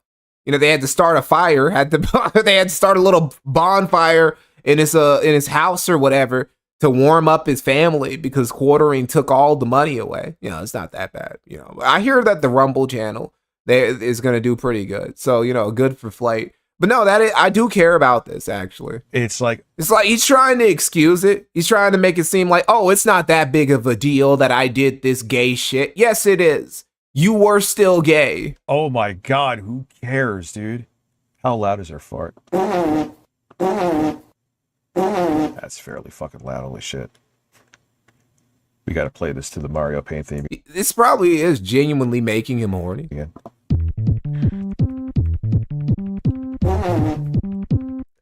I just gotta keep skipping shit. now. This is your life now. This is your life now. I gotta go to bed soon. Oh my god! Holy shit! I gotta go to bed soon. I can tell. You got all this energy, buddy. When was the last time that Rich ever came to a stream with some real energy? When was the last time Rich ever came to a stream and he was bringing some heat, right? He was just all ready to talk about something. I can't ever think of something. I can't ever think of a situation where that was the case. Rich has always been boring. It's like, even before, he was always getting fucking high out of his gourd and whatever the fuck. He's been like this. It's like, I'm so sleepy, I need to go to bed. Oh, yelling at the mall? I guess that wasn't on stream, but that was it. But even then, even Jeremy doesn't even bring the fire out of him anymore. Yeah, Black Metal Gamer. That point. You know what? When he was beefing with Jay, when he was crashing out on Jay, no, he was even boring for a lot of that. You know what it was? Hold up, I can think. The last time Rich was ever super high energy is that time he was streaming with side scrollers and Stuttering Craig told him to shut the fuck up. And then Rich started yelling at you, you shut the fuck up. Don't you dare ever tell me to shut up. And he was shaking and shit. That was probably the only time when Rich ever had, like, I don't know, I could see some actual life in him, some energy. In the super chat, Craig told him to shut up. It's fucking fire. But hey, man, be quiet. Nobody wants to hear you right now, little bro. It's so true. Oh man, this is a fun stream, dude. Another individual, it did create some friction between some sponsors. Oh yeah, the Dropbox fight with Ames. How could I forget? That was another episode, right? Rich only gets really excited when he's on stream with somebody and they're pressing him. When somebody is pressing him, then that's when he gets like fake tough guy and the energy starts to come out. And he's got to be, we got to put him under pressure, right? The Thorpes too. Oh, and Sly. Yes, that is the key. That's the key to getting a high energy Review Tech USA stream. You just got to put him under pressure. Somebody's got to be roasting him. Somebody's got to be in his face digitally, of course. I'm not saying you should like go to Rich's home or anything and try and confront him like the Thorpes attempted to do. I'm just saying that's the only time when he actually is entertaining. It was a nuisance. It was a nuisance. But again, super greedy capitalist guy. I've got nothing to gain. And the amount of like just really, I mean, this is what he thinks was some sort of incredible own. And by the way, this tweet. And here's the thing I'll even own up to too. 2026 me, whoever wants to fucking sponsor you, I'll call you out for your shit, but rewinding back, who cares? I'm sure they knew who the fuck you were. So it's not that bad. It's not that bad because nothing would have happened because I'm sure they wouldn't have done anything anyway. It's still bad, Rich. Rich, just say that it was bad to go after the quartering sponsors. Just say that, dude. Because it's not cool. No matter how retarded quartering has become in recent times, that does not justify you trying to take his sponsors away. It doesn't. That's where I'm different. That was an L on my part. This fucking cringe ass video was an absolute fucking failure. I don't know if Mikey's safe or not. RTU used to go after black guys, but he's probably intimidated and a little turned on. Ooh. Yeah, he doesn't really, he reacts to my content, but he doesn't really bring me up that much. I don't know, I'm the only black guy he's never crashed. The only black guy he's ever beefed with, but never like crashed out on for real. I'm the only one. That's where we're different. Has 1,100 likes. That's pretty good for him. That's where we're different. I'll own up to shit. You just gaslight. And you don't. No, you don't. I own up to shit. No, you aren't even owning up to you trying to get rid of another person's sponsors.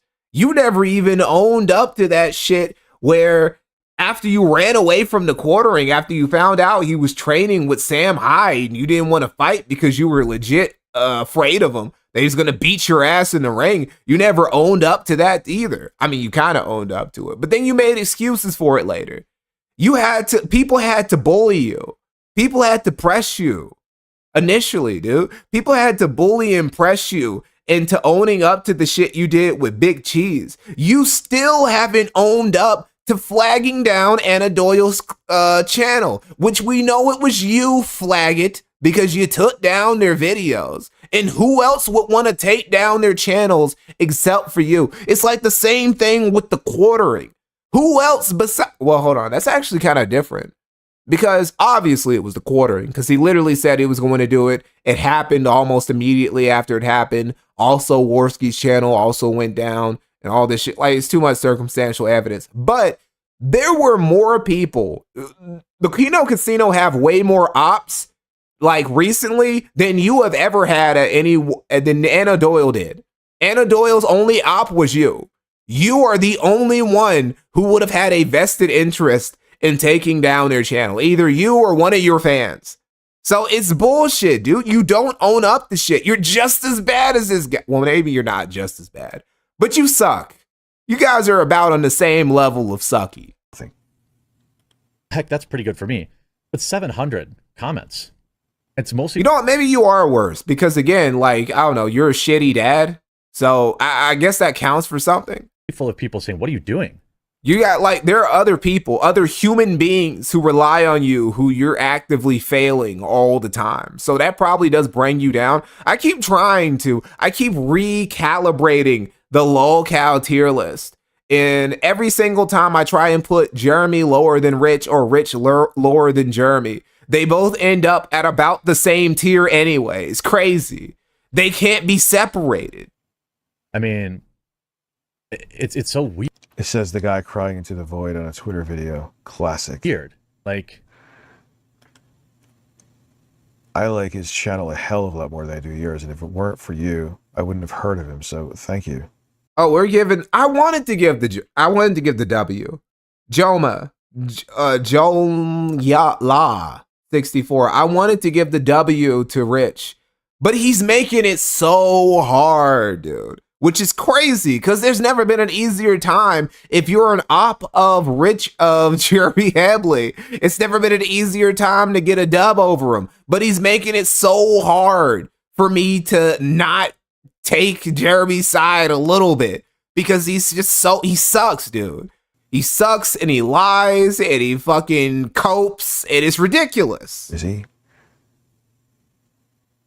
Do the people in the mall know who this is for? Yeah, I mean, listen, that Adilis Gonzalez has a valid point here. Bro, what? I didn't know you were into this kind of stuff. Why, though? Do people in the mall know who he is, or... I just find it hilarious. This reminds me of, like, 2013 Rich. Oh, God, he's so right.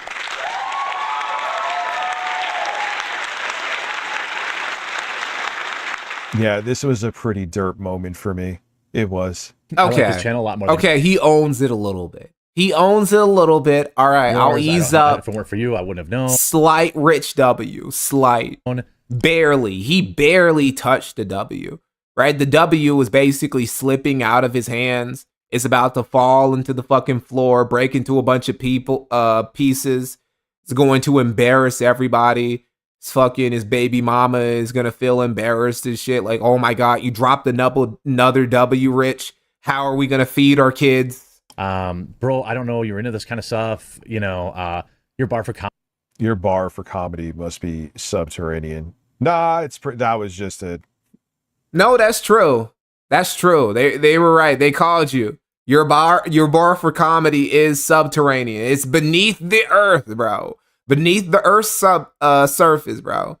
You're over there. You're swimming in magma. You're so below the fucking ground, dude. Bad, Not even a mole man, dude. You're like living in the center of the planet. Bad take that day. Comedy must be subterranean. Rich, you've done 5 live streams with Jeremy. Haven't done a video on you once.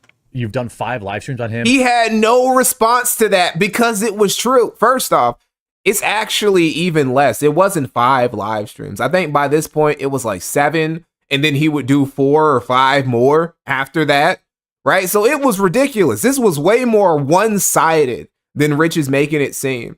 Jeremy made this video after Rich had been obsessing and talking shit about him for a good minute. Like, it was a marathon. It was a marathon of shitting on the quartering. It's basically what we're doing. What me and what everybody else has been doing lately, but for much less justifiable reasons, for much pettier, surface level reasons, which is another reason why people downvoted that video he made on Jeremy and they unsubscribed, because they could tell it was for a very petty, one-sided, surface level reason. And he tried to make it seem like he was exposing the quartering and who he was. No, bro, you're just being a bitch because he hated your feelings. See, I tried to give him the dub and I ended up turning against him again. And he hasn't done a video on you once. Well, two things. No, he has done other videos. Secondly, if he knows that he doesn't have a rebuttal, minus pretending to have concern for me and playing the victim, he's not going to make a bunch of videos. He'll run away from doing a live interaction with you. I've done a video on him before in the past, but it was, I don't know, forever ago.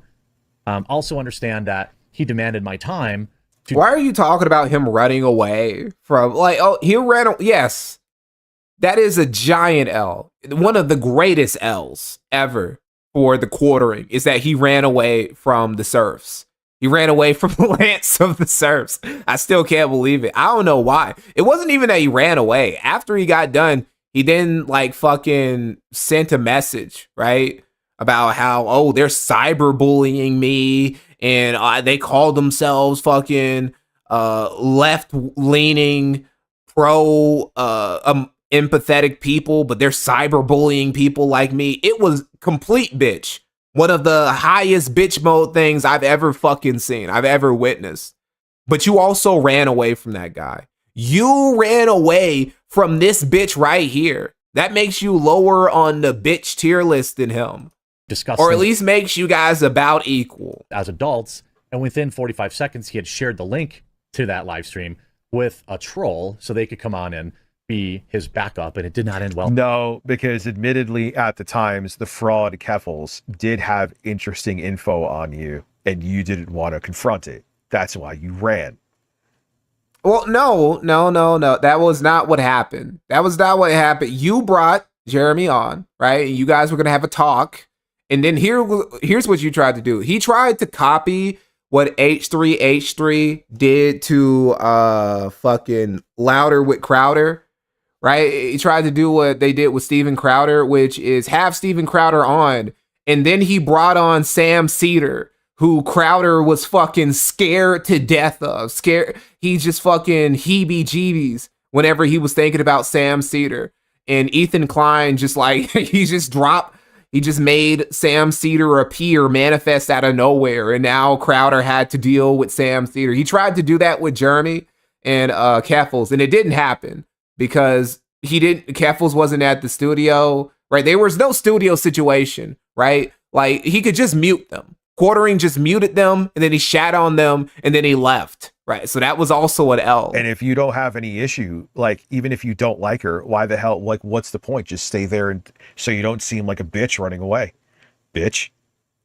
For him. I wish these two morons would get real jobs delivering the fries in the back. Bro, I don't want these fat boys touching my food. Very embarrassing moment for him. You go buy some McDonald's. These guys are behind the register. You finally get your food. You're like, hey, where's the apple pie? Where are the fries? Why is my drink half drunken? It's a Diet Coke. How the fuck? Who half drinks a Diet Coke? Who the fuck would do that? No, that admittedly still to this day was a very embarrassing moment for you, if I remember it correctly, and I believe I do.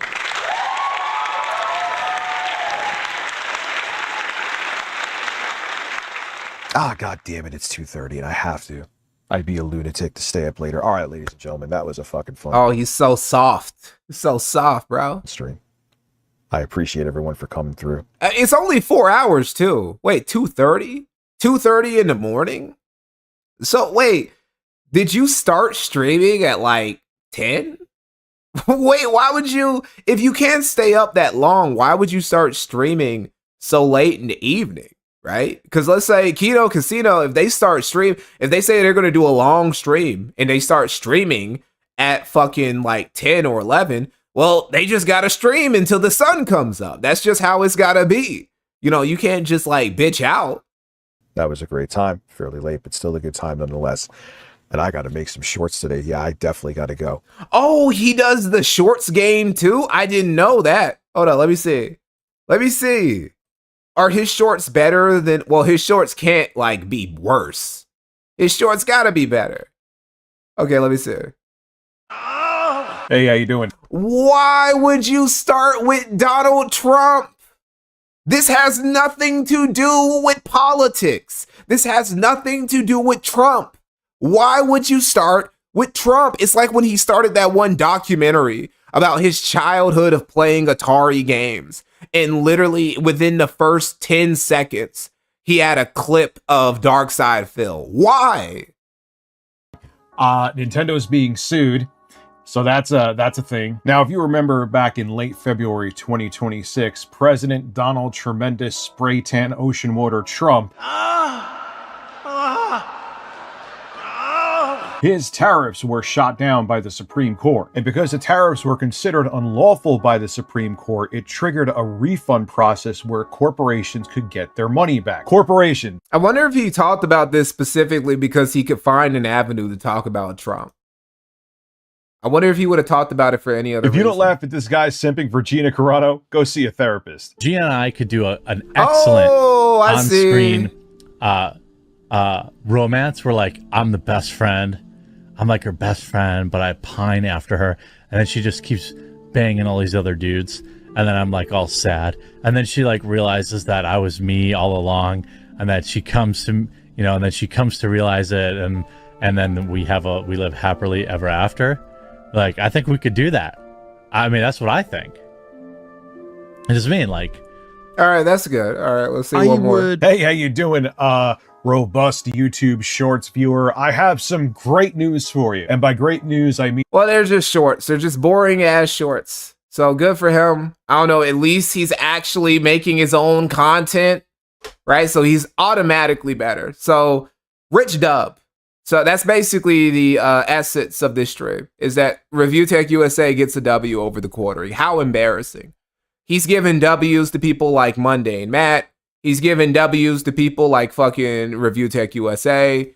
Everybody, all these people who don't deserve these dubs are just they're just eating off of his fat blorbus mass. Even fatter people than him. Well, you know, they're probably neck and neck again. They're like, damn, they have so many things in common. They have so many things in common. Rich and Jeremy. Anyway, I do have another stream. I have another quartering stream I have planned for this month. It might be, I don't know, what's the fucking day?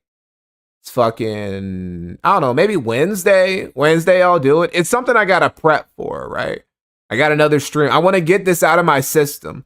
No doubt that Jeremy is going to do some shit in April too, but I'm going to actually return because I already had to derail content just to talk about this guy in some degree of depth. And I actually want to get back to making the other videos that I plan on making this month before we get to summer. I got to get this shit out the way because I got to get on that fucking skeptic video. That video is not going to be next. The skeptic video ain't going to be the next video. There's another video I got to get out of the way first. And when you guys see the video, you're going to understand why that video had to come before the skeptic video. So, hey, look forward to that. Look forward to that, guys. It's the triple over G. Okay, one more thing before we go. I'm gonna have Tipster on screen. In fact, hold up, fuck it. I think I'll just leave with her on the stream. That's how we'll end the stream. Fuck it. Sure. Why not? I hope everybody has a nice day. Thank you for tuning in, and I'll see you.